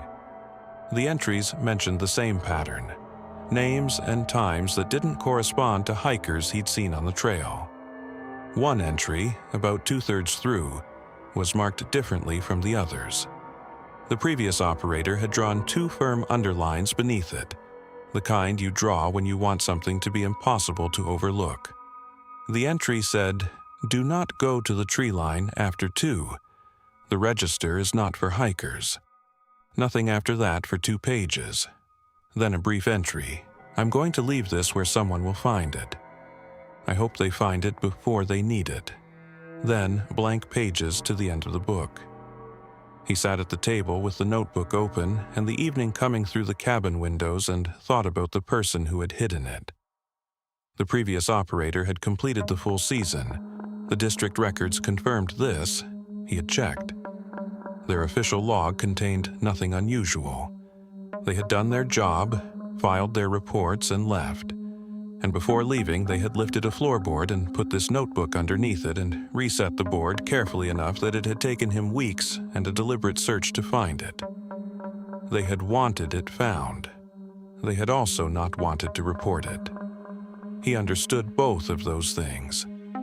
That night, he heard footsteps on the gravel around the cabin. He had been in his cot reading when they started, and he heard them the way you hear something that your body recognizes before your mind does. He was sitting up before he had consciously decided to, his feet on the floor, his hand reaching for his flashlight. The footsteps were slow, deliberate.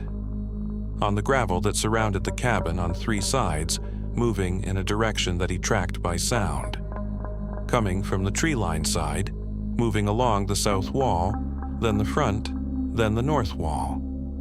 Circling. He did not go to the window. He sat on the cot with his flashlight in his hand and listened.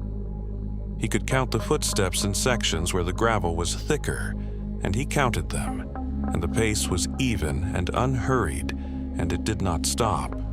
It circled. It completed one full circuit and began another. And he sat on the cot and held the flashlight and did not turn it on because he did not want whatever was outside to know precisely where he was in the room. He added a second lock to the door that night, using a climbing carabiner threaded through the door handle and hooked to a bolt in the door frame that he used normally for hanging gear. It was not a serious lock. He knew that. It was the act of a person who needed to do something with their hands. In his official log, he wrote, "Possible wildlife circling. Species undetermined." In his personal log, he wrote the full account of the footsteps, the duration, the pace, the direction of travel. He wrote the time they stopped, They stopped at 2:14 in the morning. In the silence after them, he sat on the cot and thought about the previous operator's notebook and the 2 underlined words, after 2, and understood that the number was not a coincidence. The static, the footsteps, all of it oriented around the same point in the night, precise and consistent in a way that the natural world rarely was. He checked the previous operator's dates in the district records the next morning against his own calendar. The previous operator had completed a full season, same length of contract, same tower, same cabin. Their official log was clean. Their personal notebook was hidden under a floorboard, and the last coherent entry had been a warning, and the entry before that had been about the register, and the entry before that had described sounds at night that he did not need to imagine, because he had heard the same sounds himself. The notebook had been hidden deliberately. The previous operator had known the next person assigned to this tower would be alone, would have no reason to search the floor, and would need the warning before they understood why they needed it. They had left it anyway, the way you leave something when you can't bring yourself to say it directly, but can't bring yourself to say nothing at all. He was sitting with that thought when he remembered something the previous operator's notebook had not addressed. The operator had completed the full season. They had stayed. Through whatever they had heard and documented and chosen not to report, they had stayed until the contract ended, and then they had gone home. He found that more unsettling than almost anything else. In the morning, he would check the gravel around the cabin. He knew what he expected to find, and he was not sure knowing made it better. He was at the window before the light was fully up, watching the gravel resolve out of the gray. The mist was sitting low in the trees at the cabin's edge, the kind that burns off slowly and makes distances uncertain, and he stood at the glass and waited for enough light to see clearly. The trough was visible as soon as the gray lifted enough to show the ground. A groove in the gravel, approximately 6 inches wide, running in a complete circle around the cabin at a radius of roughly 15 feet from the walls. Smooth-sided, consistent in depth, centered on the cabin door with the geometric precision of something that had been done carefully and repeatedly. He stood at the window for a long time, and then he put on his boots and went outside. Up close, it was worse. Not deeper than he'd expected, maybe 2 inches at most, but the edges were worn in a way that gravel edges do not wear from a single pass. The groove had the compacted smoothness of a path that had been traveled many times. Not last night. Many nights. He crouched at the nearest section and looked at it, and then looked at the cabin wall 4 feet away, and then looked at the tree line beyond the circle's outer edge. He stood up and walked the full circumference. It was complete. No gap, no variation in width, no place where it widened or narrowed or showed a different pattern. Whatever had made it moved with the same pressure and the same pace all the way around, every time. He went back inside and got his camera and documented it. Then he sat at the table with his personal log and tried to calculate how many circuits would be required to wear gravel to that degree. He didn't have enough information to arrive at a precise number. He had enough to know it was more than one night's worth. He pulled the trail register that afternoon, standing at the post and going through the entries he had accumulated. He was looking for a pattern he hadn't found yet, some detail in the handwriting or the names or the times that would give him something to work with. He went through them slowly. Most told him nothing he didn't already know. Near the middle of the register, in handwriting he recognized as different from all the others, was an entry in the previous operator's hand. He was certain of this. The handwriting matched the notebook he'd found under the floor, the same neat, practical style, the same slight leftward slant. The previous operator had signed the register. Party size listed as 1. Destination listed as tower. And in the comment section at the end of the line, where most people wrote nothing or wrote "have a great hike," the previous operator had written 7 words, Don't open the door if it knocks the window first. He stood at the register post in the afternoon light and read it twice. Then he photographed it and walked back to the cabin. He did not climb to the tower cab that evening. He stayed in the cabin, made his dinner on the small stove, and sat at the table with both logs open and tried to think clearly about his options. He could radio the district and report everything: the notebook, the register, the trough, the footsteps, the transmission. He knew what the district would do with that information. He had been in the Forest Service long enough to know how those conversations went, how the official record absorbed things it couldn't explain by reclassifying them as anomalies, equipment errors, the understandable stress responses of personnel working long solo postings. He was not wrong to want his 22 years of credibility to mean something. He could leave. His truck was at the turnaround 2 miles down the trail, fully fueled. He could pack his essential gear, lock the cabin, walk out, and drive home. His contract had 6 weeks remaining. He would need to explain the early departure. He could stay. He stayed. He told himself it was because leaving would require an explanation he didn't have. And the explanation he did have wasn't one he was prepared to put in writing. He told himself the practical things: the contract, the drive, the season's work already invested. He sat at the table until the light was fully gone, and then he moved to the cot and lay down in his clothes and put his flashlight beside him and closed his eyes. At 2:00 in the morning, something knocked on the window. Not the door, the window on the south wall, the one that faced the tree line. 3 knocks, slow, with the same deliberate spacing as the footsteps the night before. He lay completely still. He did not reach for his flashlight. He did not get up. He thought about the register entry, 7 words, written by someone who had already been through this and had found their way out the other side. And he held on to those words the way you hold on to something in water. Don't open the door if it knocks the window first. He did not open the door. He did not go to the window. He lay on the cot and breathed as slowly and quietly as he could, and listened to the silence that followed the 3 knocks, a silence that had a texture to it, a density, the quality of something close and patient. An hour passed, then another. He tracked them by his watch, face close to his eyes in the dark, the luminous hands moving with their normal indifference to what was happening in the cabin around them. At 4, he heard the footsteps again on the gravel, 1 circuit, slow, and then nothing. At 4:30, he heard the shortwave produce its static burst, brief and clean. At 5:15, the darkness at the window began to change. He was packed and ready when full light came. He took his personal log, his camera, the previous operator's notebook. He left everything else in its correct place, the official log on the table, the radio equipment on its shelf, the coffee mug he'd been using washed and returned to the spot where he'd found it.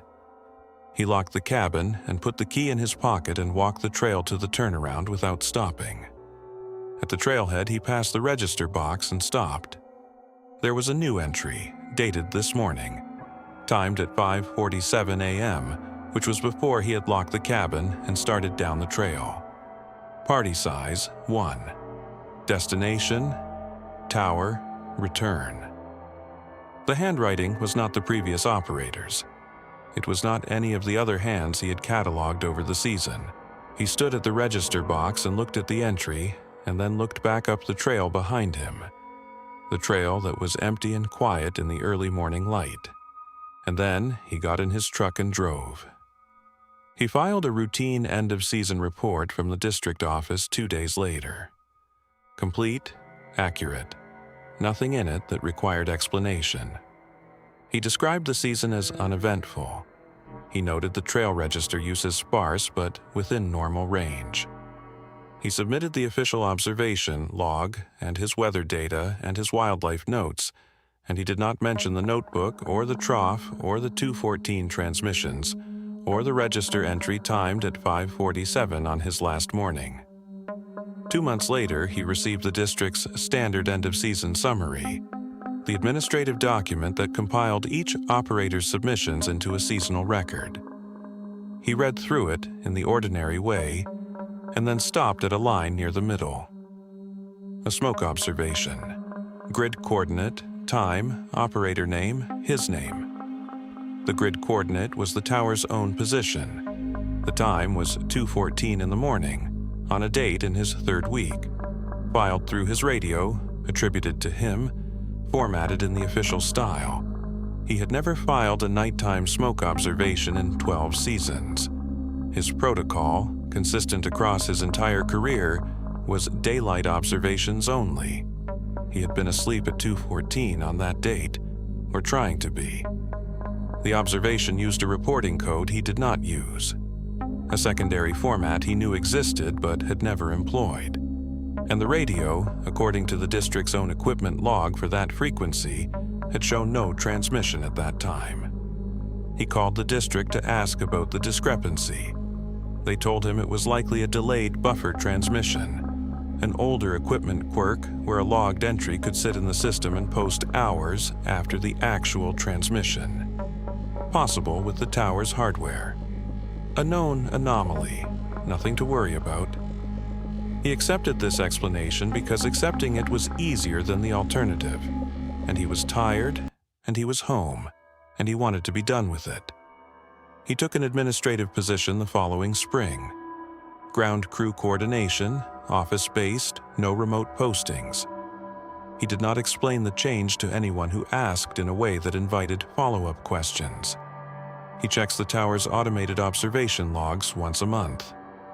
The tower has been fully automated since the spring after his season.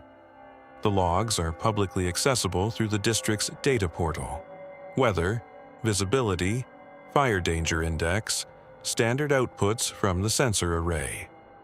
He checks them on the 1st of the month, a habit he can't account for and hasn't tried to stop. The 214 entry appears in the automated logs occasionally, not every night. Not on any schedule he has been able to identify. A smoke observation, no smoke source recorded, attributed to the automated sensor, filed at 2:14 in the morning. He has contacted the district twice about the entries. Both times he was told the sensor was functioning within normal parameters, and the entries were likely the result of particulate interference, dust, pollen, humidity fluctuation, triggering the detection threshold without a genuine smoke source. The sensor's manufacturer states in its technical documentation that the detection system is calibrated to eliminate false positives from particulate interference. It describes this capability as one of the system's primary design features. He checks the logs anyway, on the 1st of the month, from his home, at a desk that is nowhere near a mountain. He said he doesn't know what he's looking for. He said he checks it anyway. The property had been in the family for 4 generations, which meant it carried the particular weight of places that have absorbed more history than any single person can hold. A hollow in eastern Tennessee, the kind that narrows as it deepens, the ridgeline walls rising steeply on both sides so that the sky above was a strip rather than an expanse. The main cabin sat at the hollow's widest point, maybe 60 feet across at the floor. Behind it, past the tool shed and a fence line that was more memory than structure, wire sagging between old posts, the wood gray and soft. The hollow narrowed to a point where the trees closed in, and the light, even at noon, went dim and greenish. At the back of that narrowed space, visible from the main cabin's rear window if you looked, was a small stone structure, low, old, with a wooden door. Nobody in the family had used it in 20 years, and nobody had explained why. The plan was simple. 4 days to sort and pack and inventory what could be donated and what needed hauling. A final walk of the property. A meeting with the realtor on the 4th afternoon. The family had made the decision together and made it cleanly. The property cost more to maintain than anyone could justify, and none of them lived close enough to use it the way it deserved to be used. It was time. They all said that and mostly believed it. They arrived on a Friday, the father driving the truck with a trailer, the mother quiet in the passenger seat, the son and daughter following in the son's truck. The gravel road into the hollow was overgrown at the edges, blackberry canes leaning in from both sides, and the trees were far enough along in their autumn color that the drive-in felt like moving through something that was ending. The father noted the road needed grading. The son noted the gutters on the cabin needed clearing. These were the things you said when you arrived at a place you were about to give up, the practical observations that kept the larger feeling at a manageable distance. The mother got out of the truck first and stood in the yard for a moment, looking at the cabin. She had grown up making summer trips here, had spent parts of her childhood in that hollow, had learned the particular quality of its silence and its sounds. She stood with her hands at her sides and looked at the cabin, and then turned and looked back up the hollow road. And then she looked toward the back of the property, toward the fence line and the trees beyond it. Before anyone had brought a bag inside, before the son had checked the generator or the daughter had started her video walkthrough, the mother said, "There's a fence line at the back of the property, past the old tool shed. Don't cross it after dark. Don't go near the back structure after dark." She said it the way she would say, "Don't leave the truck unlocked on this road, or check the well pressure before you run a full sink." Not a story, not a preamble. A fact about the property, delivered with the same practical weight as any other fact about the property. Nobody asked her why, because the way she said it meant you didn't ask. The father nodded once. The son and daughter exchanged a look that was part acknowledgement and part the private language of siblings deciding together to take something seriously. They unloaded the truck. The son got the generator running while the father checked the well pump, and the daughter filmed the main cabin room by room for the real estate listing, moving slowly, narrating square footage and features in the careful, cheerful voice she used for practical tasks she didn't entirely want to be doing. The mother made a list at the kitchen table, her handwriting small and efficient, the paper covered in her particular shorthand. Donate, trash, keep, ask. The main cabin was in better shape than any of them had expected. The wood stove was sound. The windows sealed correctly. The floors had held. There was a smell of old wood and cold air that was not unpleasant. The smell of a place that had been closed for a long time but not abandoned, which is a different thing. The daughter filmed the bedroom, the kitchen, the main room, the hallway. At the end of the hallway was a door. She filmed past it without trying the handle, noting it in her narration as storage, and moved on.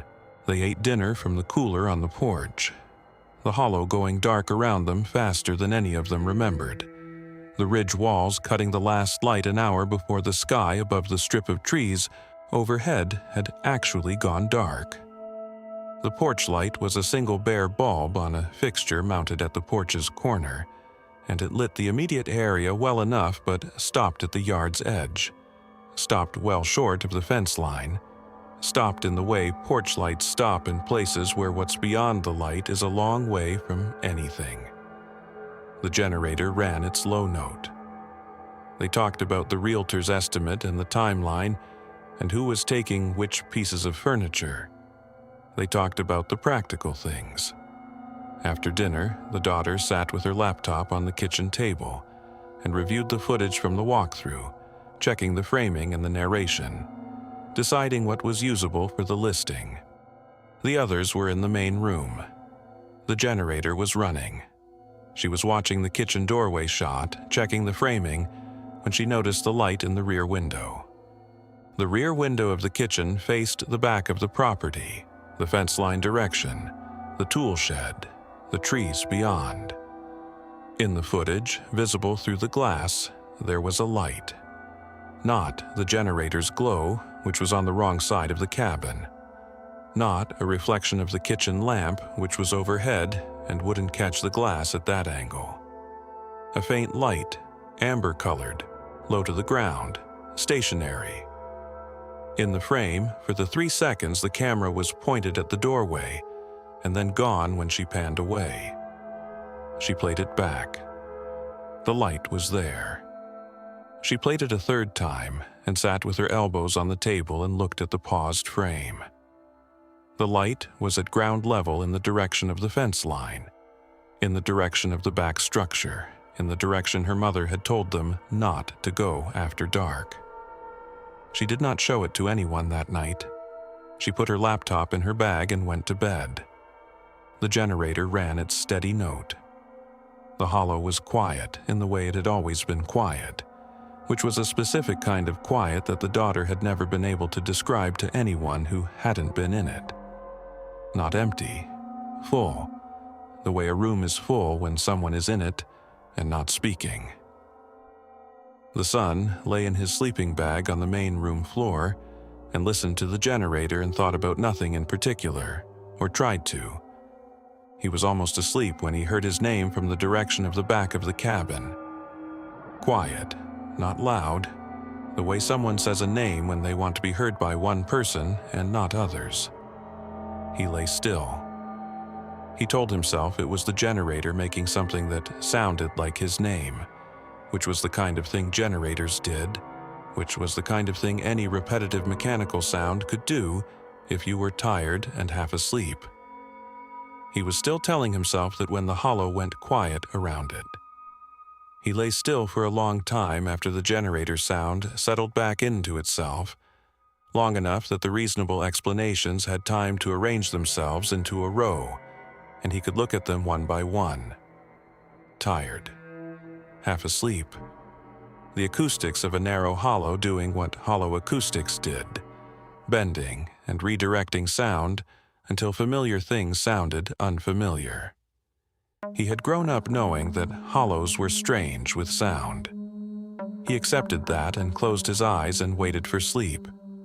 At 1:30 in the morning, his name came again. He was fully awake this time, no ambiguity about the state he was in. He heard it clearly and completely, and it was not the generator and it was not the hollow doing something strange with ambient noise. It was a voice coming from the direction of the back of the cabin, from the fence line side, and the voice was his father's. Not similar to his father's voice. His father's voice. The specific quality of it, the timbre and the slight roughness that had been there for as long as the son could remember. He got up and went to his parents' room and opened the door. His father was asleep. Breathing slow, deeply under, the particular quality of his father's sleep that the son had known since childhood. The man slept like someone who had earned it, completely and without reservation. He stood in the doorway for a moment and then went back to his sleeping bag. He did not sleep again. At 2, the voice came a 3rd time. His name, his father's voice, from the back of the property. He lay still and did not answer. He remembered his mother's instruction, delivered at the truck before they'd brought a single bag inside, and he held on to it the way the backpacker in another county had held on to the index card's warning. Not because he fully understood it, but because someone who did understand had thought it was important enough to say first. At 2:30, the generator coughed once and died. The silence that followed was immediate and total. In the hollow's particular quiet, with the generator's white noise removed, the sounds the hollow had been holding beneath it became audible. Wind in the upper branches. The faint movement of water somewhere in the distance, a seep or a small runoff, too small to be called a creek. And from the back of the property, past the fence line, cycling through names in a voice that was not quite any one voice. Not his father's, not his mother's, not the daughter's, but moving between them, touching each one and leaving it, the way fingers move across keys without pressing. His name, his father's name, his mother's name, the daughter's name, in the wrong order, with the wrong rhythm, like something reading from a list it had made. He sat up. He was breathing carefully. He reached for his flashlight. He did not turn it on. He went to the back porch door and opened it slowly and stood in the frame looking toward the fence line. The hollow was dark beyond the porch light's reach, the yard ending at the light's edge, and the darkness beginning there with the hard boundary that porch lights make in places where there are no other lights for miles. The tool shed was visible, barely, a dark shape at the yard's edge. Beyond it, nothing, except the light. The same amber light the daughter had caught in her video. Ground level, past the fence line, near where the back structure would be. Faint enough that he might have dismissed it as his eyes adjusting if he hadn't known it was there before he looked for it. Stationary, patient. He crossed the yard. He knew he was crossing it. He was not sleepwalking, not confused about what he was doing or where he was going. He walked across the wet grass with his flashlight in his hand and his boots unlaced because he'd pulled them on quickly, and he reached the fence line. A single strand of old wire between two posts, low enough to step over easily, and he stepped over it. The air on the other side was different. Not colder exactly, though it felt that way, more like the quality of the air had changed. The weight of it. The way air feels in spaces that don't get much movement. He walked toward the light through the narrow part of the hollow. The trees close on both sides. The ridge walls invisible above them in the dark. The ground underfoot was soft, and he could feel the difference in the soil texture. Damper here, richer. The kind of ground that stays wet because the sun never fully reaches it. The back structure was low and stone-built, older than anything else on the property. The kind of construction that predated the main cabin by decades at least. The wooden door stood open. The light was coming from inside, not bright, not directed, just present. A sourceless amber glow that illuminated the interior without casting shadows the way a lamp would, without the sharp geometry of any light source he knew. He stepped to the doorway and looked in. He has never described fully what he saw in that room. In the account he submitted, he said there was a shape at the back of the space that was using the light in some way he couldn't explain. Not producing it, not reflecting it, but using it, the way a hand uses shadow when it's between a candle and a wall. Except reversed, except wrong, in a way that he didn't have the language for. He said the shape was aware of him before he reached the door. He said he knew this the way you know when someone in a room has noticed you enter it. A shift in attention that you feel before you see. He did not enter. He stepped back from the doorway. One step, deliberate, and then another. His heel found the ground behind him, and he shifted his weight back and kept his eyes on the interior of the room, and his face neutral in the way a person holds their face when they are trying very hard not to communicate anything. Behind him, from inside the structure, his sister's voice said his name. She was in the main cabin. He knew this. He had left her sleeping not 30 minutes ago. The voice came from behind him in the stone room, using her exact inflection. The way she said his name when she wanted him to come inside, when dinner was ready or their mother was asking for him, that specific sibling shorthand. He turned and walked back toward the fence line. His father's voice came next, from above him on the ridge. Then his mother's, from the trees to his left. He walked and did not answer any of them and did not look toward them and did not change his pace. He reached the fence line and stepped back over it and crossed the yard to the porch. Inside, the generator was running. He stood in the back doorway and listened to it and looked at the yard. The porch light showed the grass, the tool shed, the fence line. Nothing moving, nothing at the fence line. The amber light beyond the trees was gone. He went to his sister's room and opened the door. She was in her sleeping bag, turned toward the wall, breathing the slow, regular breath of sleep. He closed the door. He sat at the kitchen table with his boots still unlaced and his flashlight in his hand, and did not turn the light off. The generator ran. The hollow was quiet. He sat and waited and watched the rear window, which showed him nothing but his own reflection, and the dark glass and the hollow beyond it that told him nothing about what it held. At some point before dawn, his sister appeared in the kitchen doorway and looked at him sitting at the table and said carefully, "Did you go outside?" He said he had. He said he'd gone to the fence line. She looked at him for a moment. "I was watching from the window," she said. "You went to the porch and stood there for a while, and then you came back inside. You didn't cross the fence line." He looked down at his boots. The laces were still loose.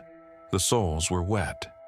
There was mud on the tread, dark, rich, the color of the soil on the hollow's backside, damper and darker than the yard soil on this side of the fence line.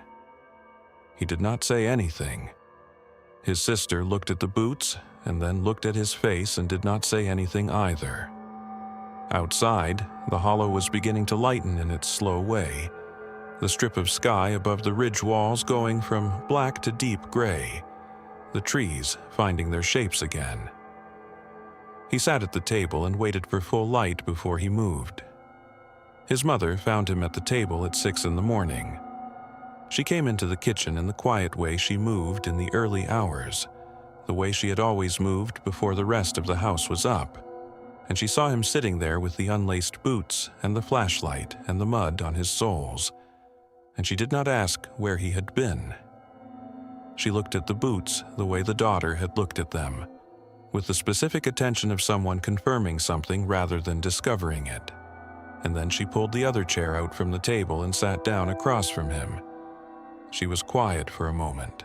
Outside, the hollow was in that thin gray stage before the light committed to anything. The trees visible as shapes without detail, the ridge walls darker than the sky above them. Then she told him what she knew. Her father had told her, she said, when she was 17, and asking questions about the back of the property that he had deflected for years. His mother had told him before that. The chain went back further than anyone in the family could reliably trace, which meant it went back before the structure itself had a name attached to it, before anyone remembered who had built it or why it sat where it sat at the narrowest point of the hollow where the light went dim even at noon. Something had come into the back of that hollow, she said, before anyone in this family was alive.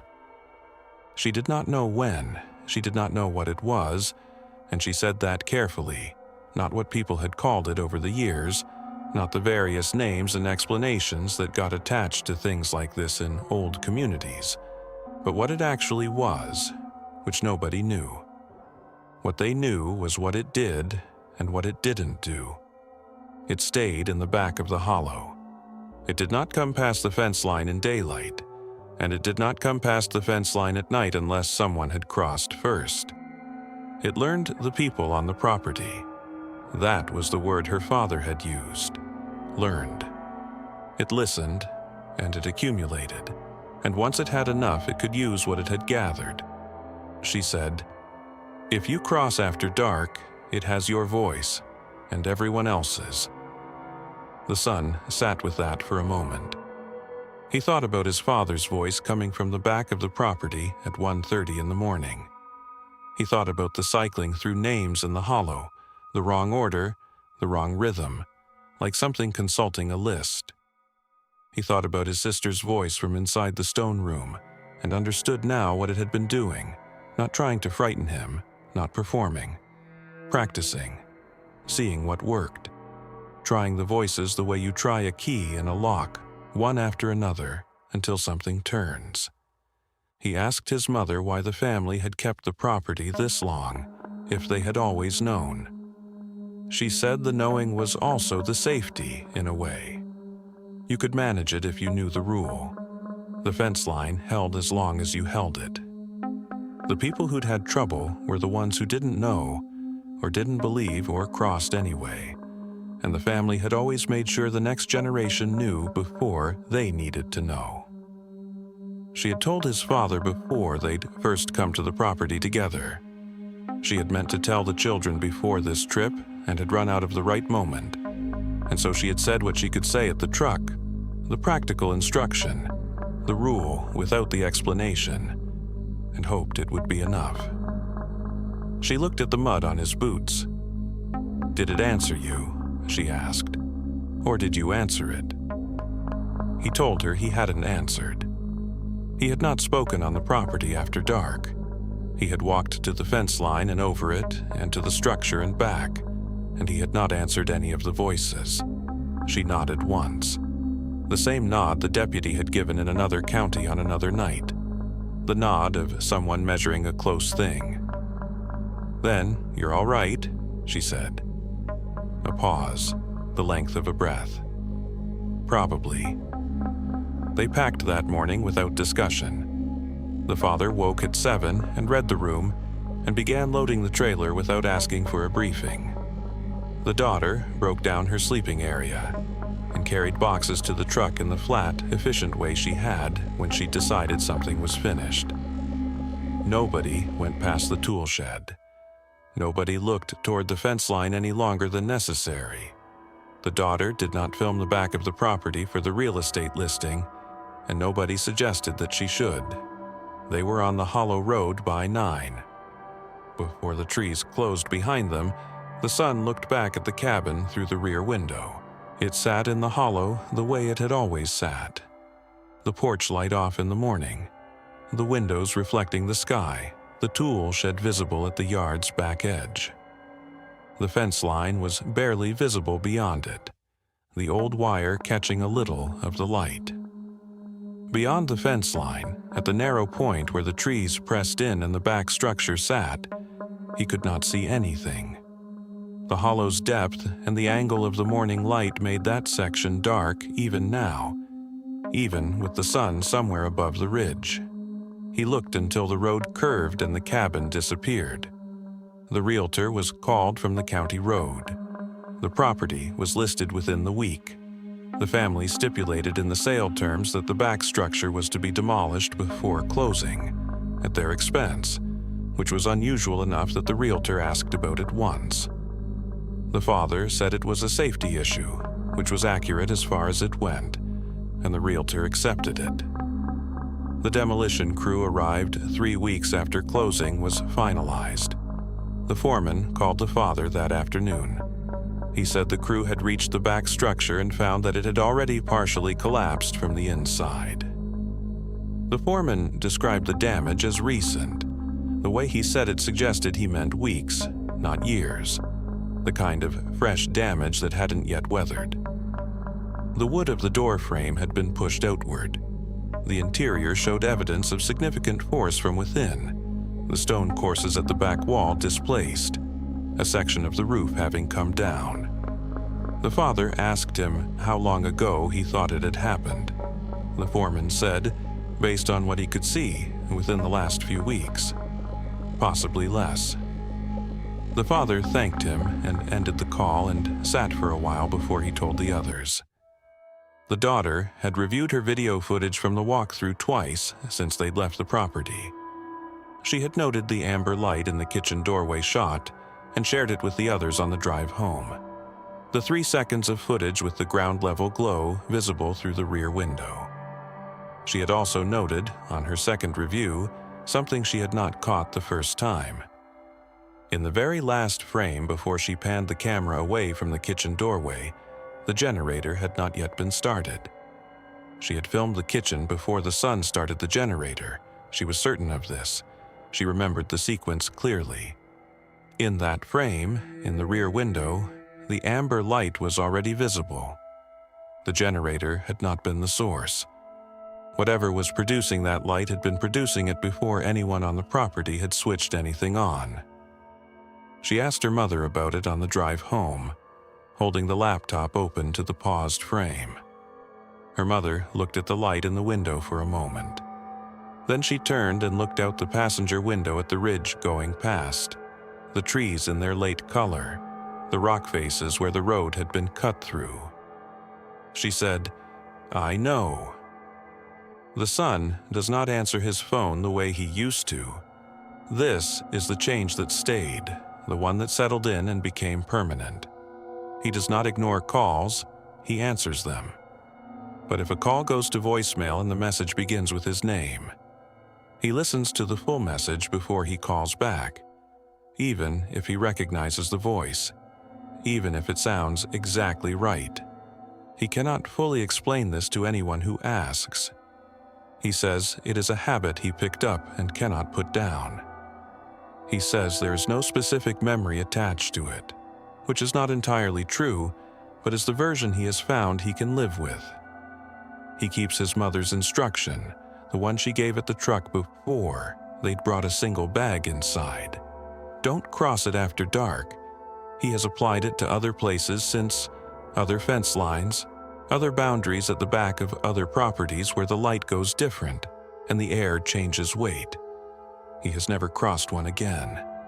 The back of the hollow is someone else's land now. The structure is gone, or mostly gone, the stones pushed out and the roof down. The hollow is quiet, the way it has always been quiet. The way a place is quiet when what's in it has decided to be patient. The son still looks at the mud on that pair of boots sometimes. He kept them. He does not wear them. They are on the floor of his closet and the mud dried dark and stayed. The soil from the back of the hollow, from the wrong side of the fence line, carried out on the soles of his boots from the night he walked somewhere his sister, watching from the window, insists he never went.